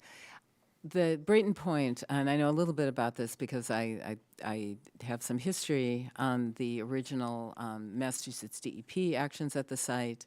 Brayton Point had operated unlined coal ash ponds and also oil combustion ponds. And so there's quite a bit of contamination on the site, which most of which was removed. However, Brayton Point Power Plant continued to operate, continued to do more waste disposal, and now there is still remaining groundwater contamination. That groundwater flows into Mount Hope Bay, which is a bay shared by Rhode Island as well as Massachusetts, and it's a valuable estuary for fish spawning and growth. The new requirements will be very important to cleaning up Brayton Point. So Brayton Point is an excellent example of a very large power plant that over decades has produced waste, some of which was placed in unlined ponds, now lined landfills, and other waste disposal areas at the site.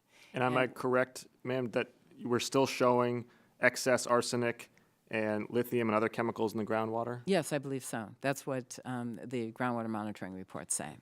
So what you have is, it's obvious that whatever cleanup that they did pursuant to a Massachusetts order has not cleaned up the site in a way that makes it a safe site for the citizens in your district, for the people of Rhode Island, for the fish in the estuary. And the legacy rule is really meant to address that. The legacy rule requires a power plant owner to look at the site as a whole and do a facility evaluation report where it'll find where are all those old disposal areas that are likely contributing to the problem. And I believe that for Brayton Point, there could be as many as 12 of those Yes. coal ash dump sites that would be newly regulated under the 2024 Right, rule. which is not unusual because, as I a lot of these plants have been operating for almost 100 years. So in some ways, Brayton Point encapsulates the benefit of this legacy rule, and that it's not just a go forward, it's also a look back and as you said, treat the site holistically to ensure that there's not continuing groundwater contamination or discharge into Mount Hope Bay. Right. So do you believe the 2024 rule and its faithful execution is critical to the complete and long-term cleanup of the site? It's absolutely critical, and it's critical that we don't delay its execution. EPA was very late to the game regulating coal ash in the first place. RCRA was passed in 1976, but it took them decades to get a federal coal ash rule. So we are way behind in stopping coal ash contamination. And coal ash contamination, groundwater keeps moving. How much has it gotten into Mount Hope Bay? How much is in the sediments? How much more will get in if industry is successful in delaying the legacy rule? And can you just describe for my constituents in Somerset and surrounding environs, what does that groundwater contamination mean for them? What does it affect for their quality of life? Yeah, I mean, it'll be different at each site. From the little I know about Brayton Point, I know that the groundwater flows to the bay. So if that bay is a area where young fish are, one, will the young fish not survive? Will there be less fish to eat and to enjoy? The fish that survive, a lot of the coal ash contaminants like arsenic and selenium are bioaccumulative, so those fish may be tainted and be unable to be consumed. In environmental justice areas or poor areas, you have people who are subsistence fishermen. Yeah. And they may not, there might be public advisories, but they may eat the fish anyway. I'm going to have to yield my time. Thank you, Ms. Evans, for your input on this. Gentleman yields. Now recognize the gentleman from Texas, Mr. Weber, for his 5 minutes of questioning. Thank you, Mr. Chairman. I'm going to come to you, Mr. Glatt. Only 3 states currently, Oklahoma, Georgia, and my home state of Texas, have EPA-approved coal combustion residual, CCR, permit programs, meaning that these states, we've talked about this, rather than the federal government, oversee these programs. It's my understanding that North Dakota is in line to become the 4th state should its approval be granted. Has that happened? They're in the process now with a public hearing scheduled for July 8th. July 8th, okay. Can you elaborate on exactly how this process has gone with the EPA? How much time do you need? Yeah. It's been very frustrating. You know, we were led to believe that we complied with all of the elements required, and then there's always one more thing and one more thing. And that we got the feeling that they never had any intent to approve the program. Was that in the previous administration or the current one? Previous. Has it changed? It has now. They've looked at the program. They said it's approvable. The previous administration said it was approvable as well, but they always had one more thing to deal with. Now we are going through the process, and we fully expect that we will get approval. So are you familiar with the phrase, it's morning in America again? Yes, I have heard that. Okay, I think a lot of people are. Has North Dakota engaged with other CCR authorized states to learn best practices regarding that application process and program implementation? Are you hiring out to them? Yeah, we are in contact and conversation, but understanding that every state's a little bit different and they approach it differently. Where we can find commonalities and benefit from those other states, we adopt that. But we understand that North Dakota is not Oklahoma, is not Texas, and they do things for their own reasons. And but we keep an eye on what other states do. So you can learn from each other basically. Correct. Okay. Is it Free Arc? Is that how you say that? Okay, I'm coming to you next. You ready? Okay. According to Arizona Electric Power Cooperative's website, the Apache Generation Station has a steam generating unit that is powered by coal. You're aware of that? Yes, sir. In your testimony, you emphasize the importance of affordable electricity, particularly given that 1/3 of how do y'all say that? APCO? APCO. APCO was my next guess. 1/3 of APCO's customers live below the federal poverty line. Can you share in further detail how this coal-fired unit, as well as coal units nationwide, contribute to keeping electricity rates affordable? As I mentioned before, our mission is to provide safe, reliable, and affordable electricity. As you pointed out, we have a third of our member residential customers live below federal poverty line. It's hot in Arizona, so the summer heat demands cause demand for reliability events, partnered with potential wildfires. So it is critical that we continue to be able to have that baseload generation to be able to afford to be able to provide affordable electricity that isn't subject to the market, so that our members can afford to keep the lights on.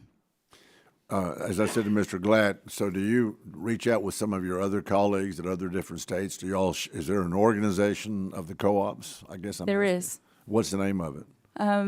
We have, on the high level basis, we have the National Rural Electric Cooperative Association, and then within that we have different organizations, and one of them is the National Rural Electric Environmental Association. So we coordinate, collaborate of what's happening in all the states. Sure. What's working, what's not, and we also do that within our own home state. We have all the Arizona utilities, whether it's co-ops, public power, IOUs. We work together to ensure that that we have sensible regulation, that we can. We may not always see eye to eye, but we can come together in those times where it makes sense to work with our regulators, work with others that as they develop rulemaking. In most of those meetings, I guess you said you coordinate or cooperate with them. When you talk about meeting with the regulators in the other states, you're finding that pretty much everybody wants to do the right thing for their customers and the environment. Would you agree? I would agree with that. And so. I guess I've got 19 seconds. So did you find the same thing in the previous administration? Has it lightened up a bit in this administration? The last administration, absolutely not. It was block walls put up, zero communication. This new administration, we've already been able to coordinate with them and have those conversations. Are you familiar with the phrasers in Morning in America? Yes. I yield back. Gentleman yields back. Now recognize the gentleman from New Jersey, Mr. Menendez, for his 5 minutes of questioning. Thank you, Chairman. We have to legislate for the realities of a changing climate. We're here today in the midst of a historic heat wave that has stressed our energy infrastructure and endangered the health of millions of Americans. And it's caused in large part by the greenhouse gases accumulating in our planet's atmosphere. Greenhouse gases disproportionately released by the combustion of coal. And today we're focusing on another harmful aspect of burning coal, its residuals, coal ash. EPA has made important strides over the last decade to regulate coal ash, but 91% of coal-fired power plants continue to leak toxic radioactive pollutants into water that eventually comes out of our kitchen tap. Meanwhile, climate change is accelerating and intensifying natural disasters, sea level and groundwater rise, and flooding, all of which worsen the risk of a spill and increase the threat that these sites pose to our communities.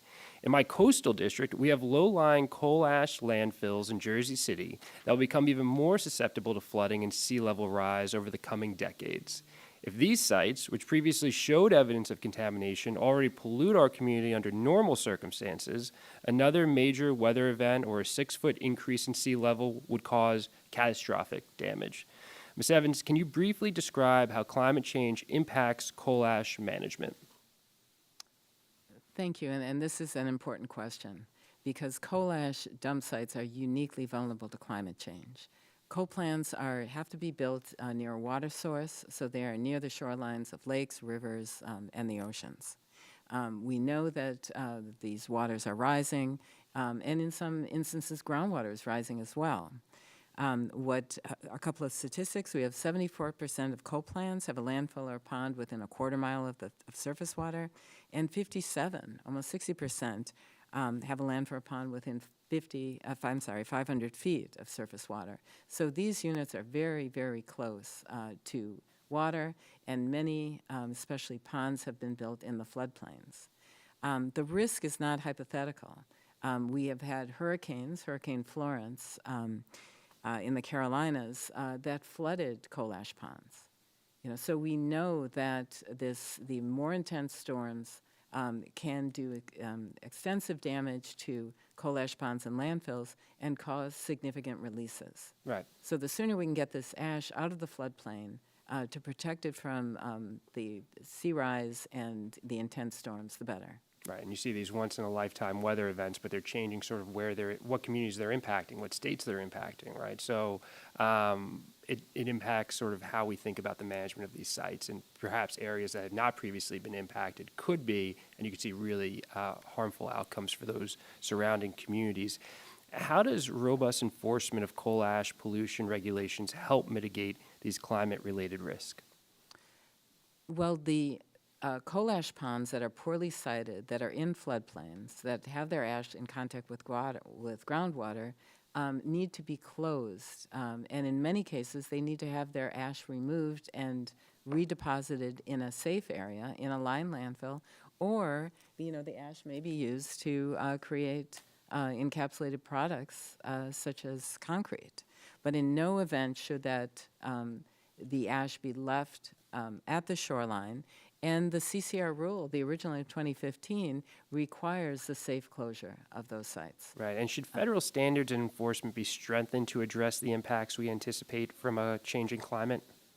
I'm sorry, can you repeat that? Sure, yeah, just yes or no. Should federal standards and enforcement be strengthened to address the impacts we anticipate from a changing climate? Yes. I agree. Yet instead of taking common sense, data-driven action, the Trump administration is cutting staff and funds at the EPA. It rolled back federal requirements on coal ash regulation enforcement, delegating authority to states that have proven records of failing to meet federal standards as required by law. In your view, will weakening EPA's ability to enforce existing coal ash pollution standards intensify climate-related risk at these sites and ultimately endanger the clean drinking water that so many of our families rely on? Just yes or no? Yes. And to close out, I want to make sure that the folks at home in New Jersey get a sense of what this means for them. Can you touch on what increased groundwater contamination would mean for families and communities that live in proximity to coal ash waste? If those communities use the groundwater for drinking water, that can absolutely impact their health, that can harm their health. For communities that don't yet use the groundwater is an incredibly important resource. And so if the groundwater is not currently being used for drinking water, irrigation, that doesn't mean that it should be poisoned and polluted by contaminants. I agree with you. Thanks so much. I yield back. Gentleman yields back. Now recognizes the other gentleman, or another gentleman from Texas, Mr. Pfluger, for his 5 minutes of questioning. Thank you, Mr. Chairman. Let's just follow up with that line of questioning, and I'll go to Mr. Glatt and Ms. Freark. Are there communities that are drinking contaminated groundwater because they're not regulated appropriately, Mr. Glatt? No. Yeah, Ms. Freark? No. I mean, this is just insane that we're sitting here talking about unregulated groundwater. I mean, no, that's not the case. So that was not my line of questioning. But I couldn't help but correct the record here.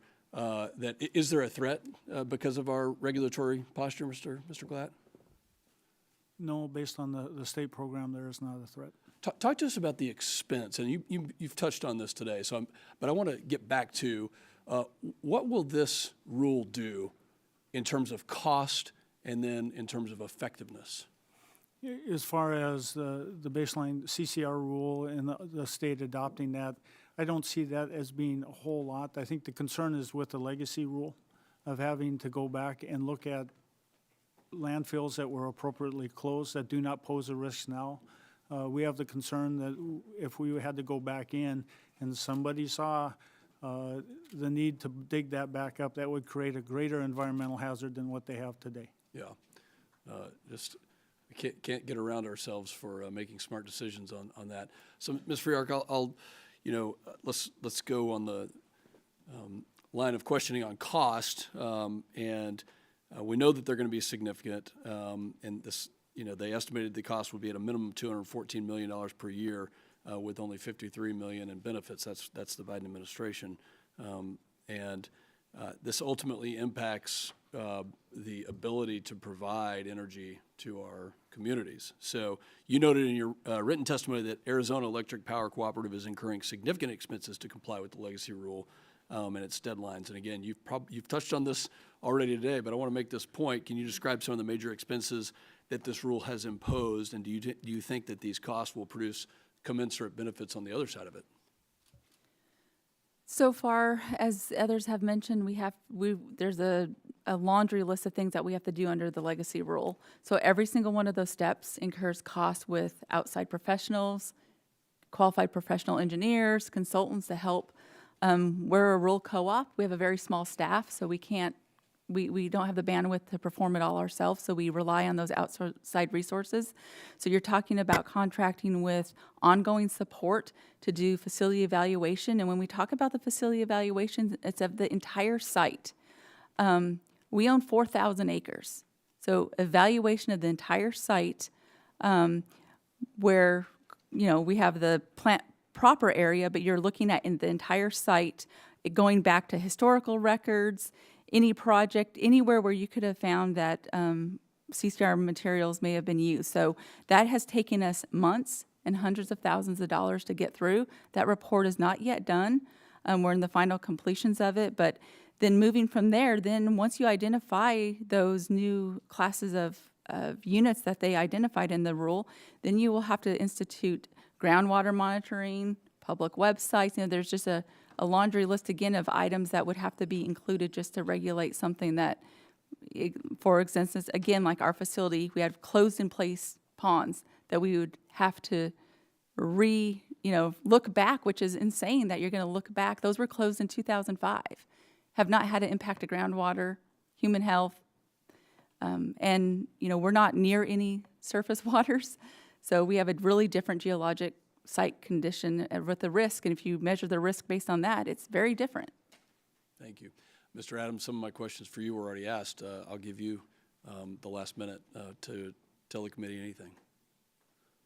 Any follow-up statements that Yeah, I think it's kind of interesting that we've spent a great deal of time today talking about disposal and disposal regulations and disposal impacts and all that kind of thing, and a lot less time talking about beneficial use and the things that are really benefiting not only the construction industry but society in general in terms of greenhouse gas reduction.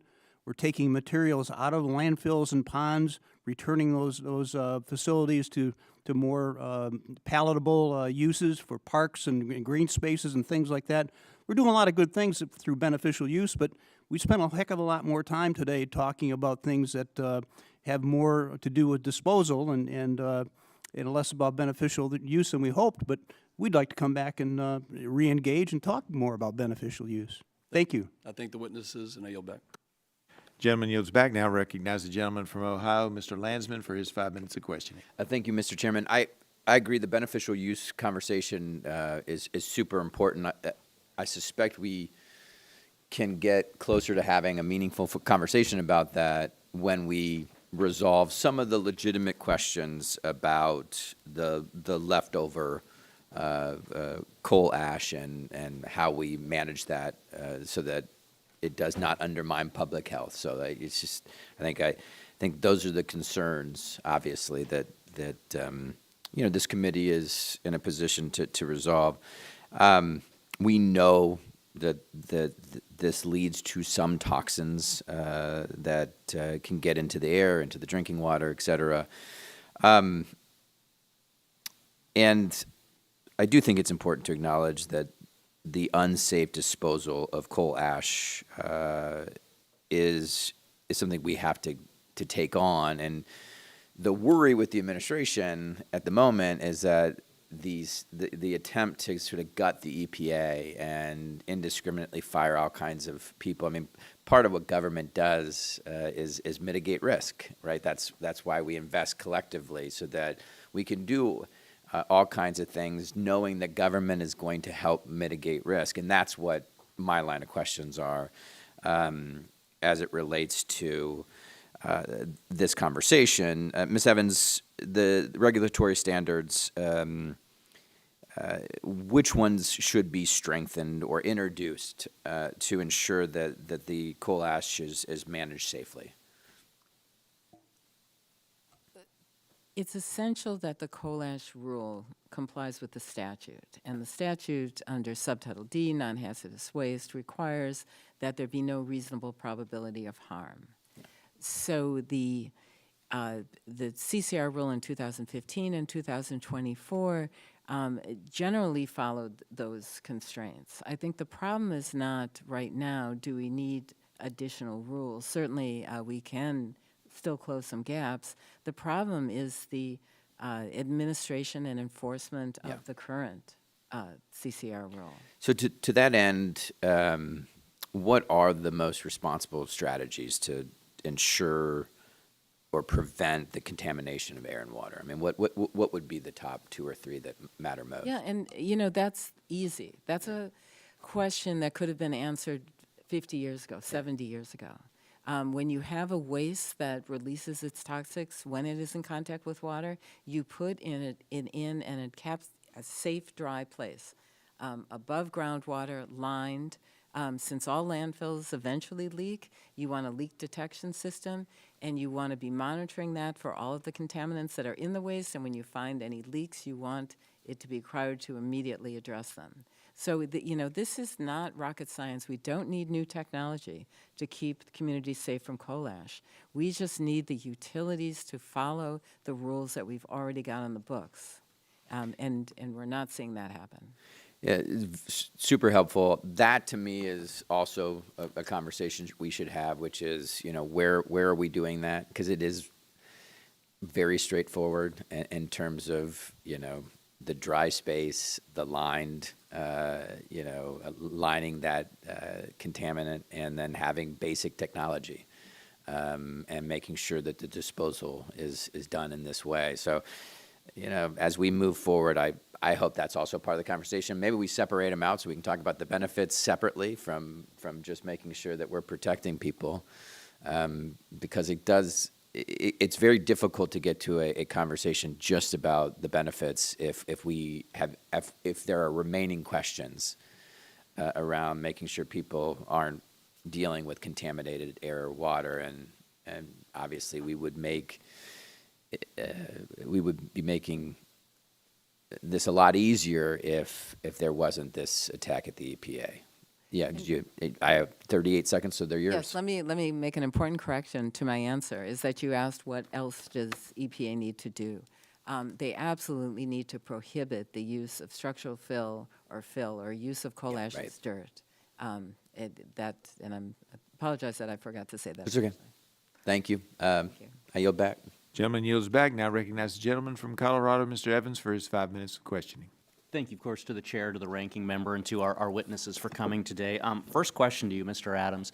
How much concrete does the United States use versus some of our global competitors, specifically China, on an annual basis? How much concrete in terms of cubic yards? Yeah, in cubic yards or however you want to measure it. We're about, I believe, about 1/10 of what China uses.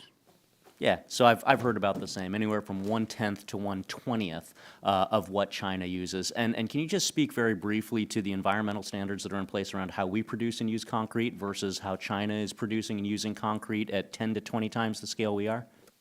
I have no knowledge of the Chinese market. I can only speak to the U.S. market. The U.S. market is very much committed these days to carbon reduction, to sustainable business practices that would include use of these kinds of materials like coal ash and things like that, to reducing the amount of Portland cement, which is very intensive in terms of CO2 emissions. So the cement industry and the concrete industry both have roadmaps which are very, very similar to accomplish this carbon reduction objective that they have. And in order to do that, an important part of those roadmaps is the increased use of materials like coal ash and reducing the amount of Portland cement, which is very CO2 intensive, and causing the carbon footprint of concrete construction to come down. We're very committed to that. I don't see there's any indication that I read anywhere that the Chinese market is interested in that at all. Yeah, and thank you for that. And I would tend to agree with that. So I represent Colorado's 8th Congressional District, North Denver suburbs up to Greeley, Colorado, one of the fastest growing areas in the country. And so we have a massive footprint in our area dedicated to producing the raw materials that build Colorado, to include a lot of concrete and cement production in the area. And I know that our producers are working as hard as they can, because we all want clean air, clean land, and clean water. And we also have the technology these days to see where a lot of the pollution is coming from in my area. Double-digit percentages of pollution along the Colorado Front Range are coming from China. And the fact is, if we don't produce things in the United States, it's not like we get suddenly clean air, clean land, clean water. That production is going to go other places, and we're still going to inherit the pollution of that. So thank you for all of the work that the Concrete Association has done to make sure that we are being good environmental stewards here in the United States, recognizing that we are not in a vacuum, that there are other competitors around the world who do not have the same commitment to environmental or social responsibility that we have in the United States. And so I would like to hear you talk a little bit more about specifically the topic before us today, using things like coal ash or fly ash in the production of cement and then ultimately concrete. Particularly for my area, that's a major concern because of the housing shortage that we have. We know that houses need foundations. Foundations are typically built out of cement and concrete. So can you talk about the process to bring that ash to the market and how cement and concrete producers are in a position to environmentally and socially responsibly use some of these byproducts of energy production in the United States with, keeping in the back of our mind that our global competitors don't have the same commitment to environmental and social responsibility that we have? Great question. I'll try to answer it very quickly here. The industry is working hard on carbon reduction by using, one of the most important things is using supplementary cementitious materials, of which coal ash is one. These are all materials which enhance the performance of cement that's added to concrete. Currently, in terms of fly ash and coal ash, the usage rate around the U.S. is about 15% of the total cementitious material put into concrete. In order to meet the goals of these roadmaps that I've referred to, experts in this area estimate that we're going to have to get the supplementary cementitious material content from 15% to at least 35%. So that means we're going to have to come up with new sources of materials to add to concrete to reduce the carbon footprint of our construction. And that is going to mean we're going to need things like more harvesting, a lot more harvesting, to feed the market with these materials that are going to allow them to make that goal a reality. 20 seconds. Anything else you'd like to add? I would say that in terms of helping the industry, finding ways to support beneficial use by harvesting the material, adjusting deadlines for closure of facilities and that kind of thing that are already operating harvesting operations would be greatly helpful, instead of causing these facilities to close prematurely, leaving material in those landfills and ponds that could be removed and put into concrete and real beneficial use. Thank you. Yield back. Gentleman yields back. Now recognize the gentleman from Louisiana, Mr. Carter, for his 5 minutes of questioning. Thank you, Mr. Chairman, and thank you to all of our witnesses for being here today. I represent a district in Louisiana where families live in the shadow of aging industrial facilities. And I know when we talk about coal ash, we're talking about more than just byproducts. We're talking about public health. Coal ash is a radioactive waste product, and exposure has been shown to raise the risk of cancer and other health problems. And yet, what's strikingly absent from most of today's testimony is any serious discussion about the health and safety of the communities living near coal power plants and facilities that use coal ash. We cannot ignore the human cost of these so-called beneficial uses. We should focus on reducing pollution at the source by accelerating the transition of cleaner, cheaper, and more sustainable energy. But instead, the Trump administration is pushing policies that force aging, inefficient coal plants to continue operating, regardless of the cost or the public health issues. If you want to talk about beneficial use, let's talk about the benefit of clean air, safe water, and lower utility bills. We owe it to our constituents to pursue an energy policy that protects both their health, their wallets, and their families' growth. Ms. Evans, would you agree that low-income communities of color are often disproportionately impacted by coal ash ponds? Absolutely. Why should federal government have strong rules if states have their own coal ash management programs? Well, state coal ash management programs have been shown to be ineffective and inadequate. How does the Trump administration's recent push to eliminate state and tribal assistance grants impact the ability of states to maintain or take delegated programs like coal ash management? I think that Mr. Glatt would agree that a good state coal ash programs needs resources. So starving states of resources needed to conduct inspections, launch enforcement actions, do the technical evaluations needed in any oversight of disposal, requires trained professionals and lots of resources. Thank you. Mr. Adams. Mr. Adams, in your testimony, you state that coal ash is basically similar to regular soil. Quick question. Would you move your family near a coal ash detention pond? Would you drink groundwater that was impacted by these ponds? No, just as people would not move their family near a municipal solid waste facility. That's So, not where you would move your family. In fact, in many cases, Why not? It's not safe? Is it not safe? it's just unattractive. It's unattractive. But many people are forced to be in that situation because they're forced to because of their economies, because of their situations, because of their economic or the colors of their skin. So let's be real and let's be honest about where we are. How would you feel? Would you feel comfortable with coal ash being used to use fill in your backyard? Depends on what the application was and what. Let's say you were planting vegetables. No, you can't say all. Yes, I ash is- can. No, Yes, no, you Sir, cannot. it's my time. You Sir, heard it from sir, the I'm reclaiming panel. my time. I'm reclaiming my time. Gentleman I'm Gentleman has reclaimed his time. I'm asking You have you to a stop question, sir, and you can answering, but- answer it or you can choose not to. Would you use coal ash to plant vegetables in your backyard? Yes or no? No. Okay, thank you. I find it hard to believe that we know what we know about the impacts of our health, our home values. Living near these facilities, burning coal releases harmful pollutants in the air, including particulate matter, nitrogen oxide, sulfide dioxide, and heavy materials like mercury. These pollutants can lead to respiratory illness, heart disease, neurological damage, and even premature death. Unlined ponds, allowing contaminants to leach into groundwater and drinking water, with the ash sometimes becoming airborne as toxic dust.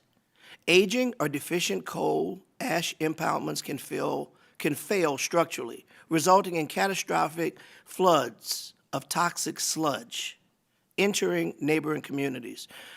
America needs to move forward with clean power for the sake of our communities and future generations, instead of looking for excuses to cling to the 19th century technologies. Mr. Adams, surely you're aware that EPA has updated its 2024 study. Yet your testimony, you cite findings from a 2000 and a 2012 report. The 2024 report assesses and amplifies the harms of coal ash. My time has expired. Now yield back. Gentleman yields back. Now recognize the gentlelady from Iowa, Ms. Miller Meeks, for 5 minutes of questioning. Thank you so much, Mr. Chairman, and I want to thank all of our witnesses for being here today. As a representative from Iowa, I understand the critical importance of striking the right balance between protecting our natural resources and promoting practical, science-based solutions to manage industrial byproducts, coal ash being a prime example. So today I'm looking forward to a productive discussion on how we can continue regulating coal ash safely and effectively while supporting innovation and economic growth. Mr. Adams, the 2024 Legacy Rule defines CCR management units broadly enough to potentially regulate foundational materials under buildings, roads, and even rail spurs. Has ACAA documented examples of beneficial use projects in which this overbroad definition created legal or financial uncertainty, perhaps delaying or canceling investment? We have not done specific detailing of those kind of that kind of information that you're looking for. We're working on some things to that effect, but we do know that basically what we're looking at is some beneficial uses are okay inside the fence line of the power plant, but now they want to make them not okay outside the fence line of the power plant. What's the difference? These are the kinds of flaws that are in the 2024 rule, in addition to that risk assessment that need to be fixed and need to be looked at more closely to make the rule effective and do the thing it's supposed to do. Rather than arbitrary and capricious, I'm insinuating from your comment. Mr. Glatt, you testified that federal reviewers submitted recommendations such as well placements without visiting North Dakota sites. In your view, what are the practical consequences of remote one-size-fits-all federal assessments that ignore site-specific geology, design, or hydrology? Well, without looking at the full site and having a good appreciation of all those things you just indicated, you can come up with erroneous conclusions or bad design. Thank you. Ms. Friark, APCO sells over 90% of its fly ash for beneficial reuse, reducing the amount of coal ash needing disposal. However, the EPA's new definition of CCR management units appears to threaten the viability of such practices by expanding what qualifies as a regulated unit. Could you elaborate on how this undermines the incentive to beneficially reuse coal ash and whether the EPA provided any justification in its risk analysis for this change? Congresswoman, for our facility, even under the legacy rule, we would still be able to sell the fly ash. As I mentioned, we only have one remaining coal unit that burns coal, so our coal ash obviously over time has decreased. But we do everything that we can to get as much of the fly ash into spec for the beneficial reuse, which is adjacent to our facility. So nothing is handled on the ground. It's all sluiced over there, or the excess is sluiced to our ponds. The material that they take is sent over via pipe to their facility, so nothing's ever touching the ground. It goes straight to silos and then shipped off-site. Mr. Glatt, how does your state's periodic product testing regime ensure that beneficial use of coal ash doesn't pose a risk to soil, water, or public health, particularly in rural areas where ash might be used for haul roads or land reclamation? We take a look at all the different ash characteristics, make sure that it doesn't leach the chemicals or compounds that were of a concern. We also look at the radioactivity of the material to make sure it doesn't impart a negative impact that way. Once it passes all those tests, being within standards, then the product is deemed safe for beneficial use. And Mr. Adams, you mentioned that the EPA's coal ash risk assessment used to justify the 2024 rule is significantly flawed. Could you describe the primary errors or assumptions that concern your association? I think we can just start with the arsenic claim that the arsenic is much more intense than we previously thought. I didn't see any science there to support that. It's just a claim, and we can go through the rule and come up with others in there that are just as questionable. However, when you start right there, you really have to wonder about if science has been applied to all the others. Thank you very much. I yield back. Gentlelady yields back. Now recognize the gentlelady from California, Ms. Barragan. Thank you, Mr. Chairman. When I saw the title of the hearing, I thought it was a mistake. I looked at it and it said beneficial use opportunities for coal ash, as if this toxic waste is a gift to the hundreds of communities with polluted groundwater from coal ash landfills. The Energy and Commerce Committee, here in the Environmental Subcommittee, is tasked with protecting clean air and water. Instead, Republicans want to highlight how we can promote the use of coal ash. Here's what I have believed and have seen the reality to be is over 90% of monitored coal ash sites contaminate groundwater, and enforcement has been weak in communities that live near these sites. Often are low income or they're communities of color, and they bear the brunt of increased health impacts. Ms. Evans, I want to follow up on a conversation my colleague started but ran out of time on, and that is, one of the witnesses next to you has cited the outdated EPA assessment that coal ash is not hazardous, yet a 2024 EPA assessment studied coal ash that is mixed with clean surface soil in residential areas and found that even a small amount of coal ash can result in elevated cancer risk. Can you speak to the health risk found in this assessment? Yes, and I think that perhaps the objections are both to the findings regarding radioactivity and arsenic. Regarding arsenic, the EPA did a full new toxicological assessment of arsenic, which involves, through peer review and through many years, the assessment of new scientific studies. So it's not that arsenic has changed, it's that the medical evidence of development of cancer, development of heart disease has been recognized, and it's been recognized to occur at much lower levels of exposure. So in fact, the conclusions of the EPA new IRIS study was that the cancer potency of arsenic is 21% higher, 21 times higher than previously acknowledged, and that heart disease which was not acknowledged to be an impact of arsenic exposure is evident by the medical evidence. So these are science-based conclusions.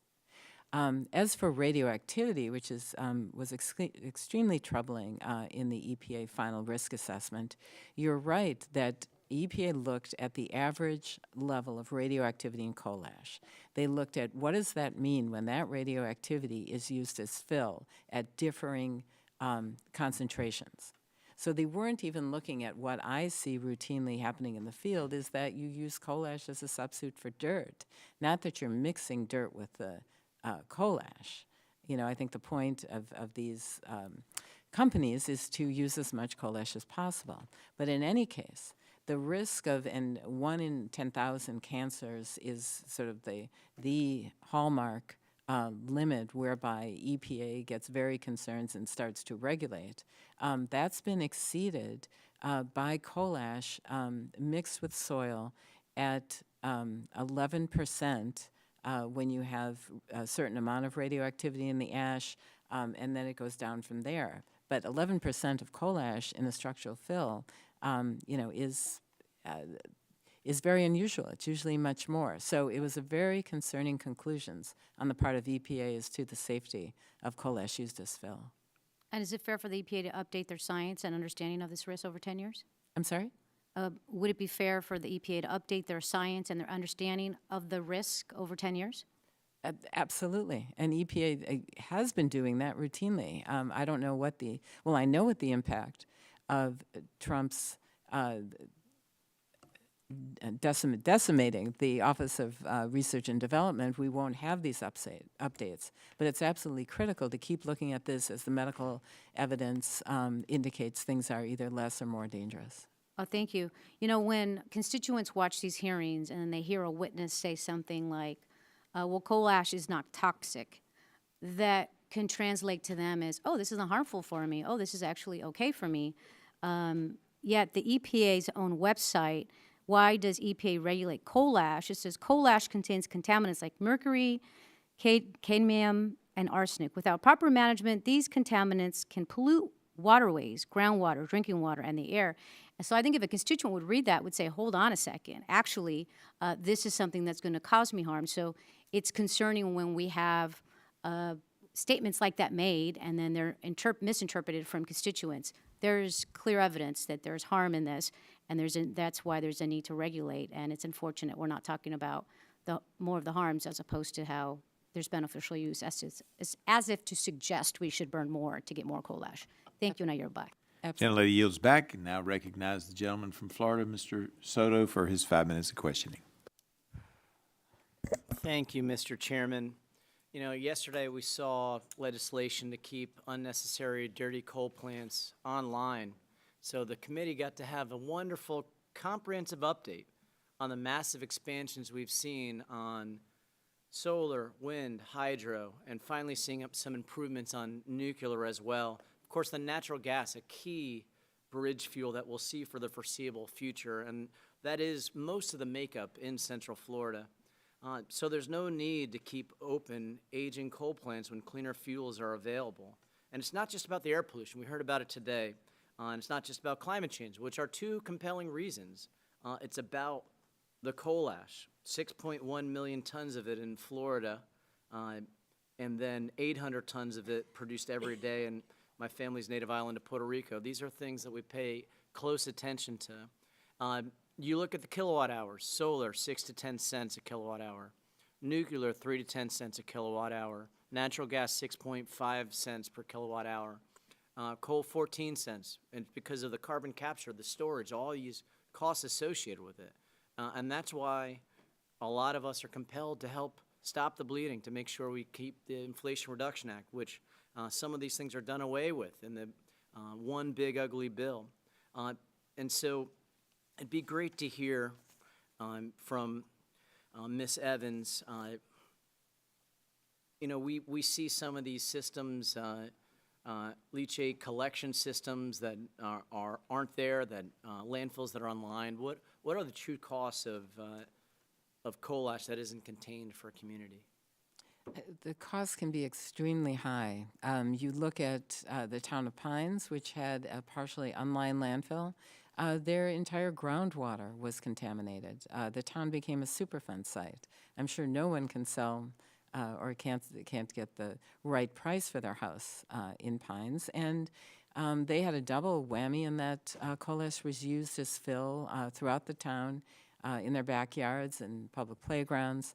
And so they have contamination throughout the town. The town was declared a Superfund site in 2001, and 24 years later, they still have not finished the cleanup.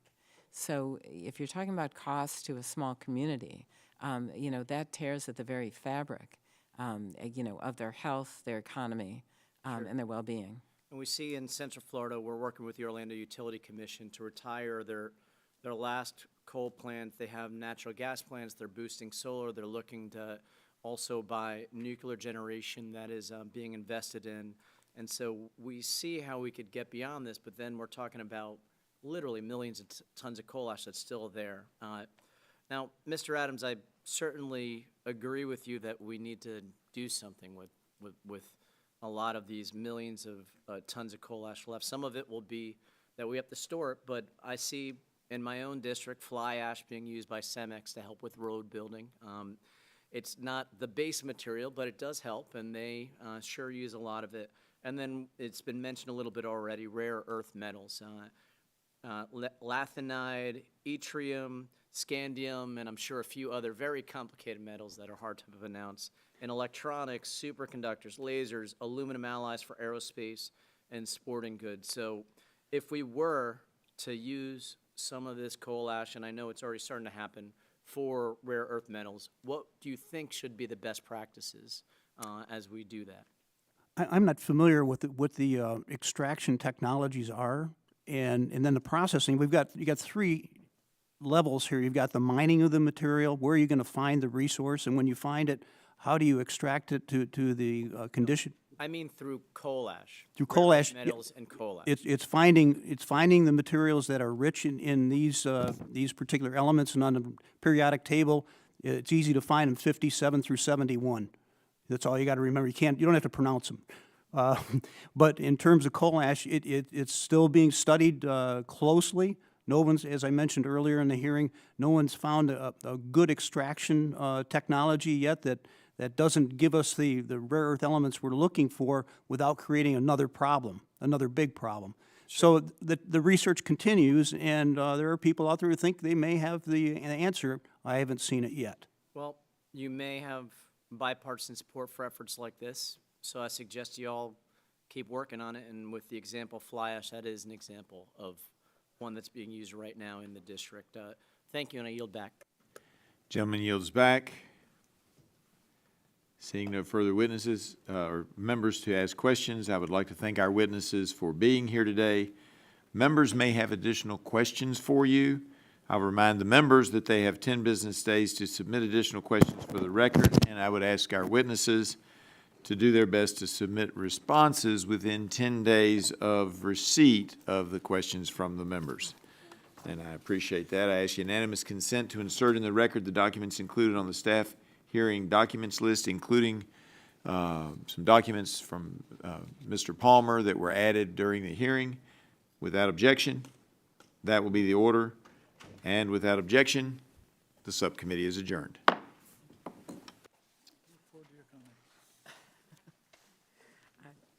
Luckily, I'm not I don't have top responsibility writing them. I have a very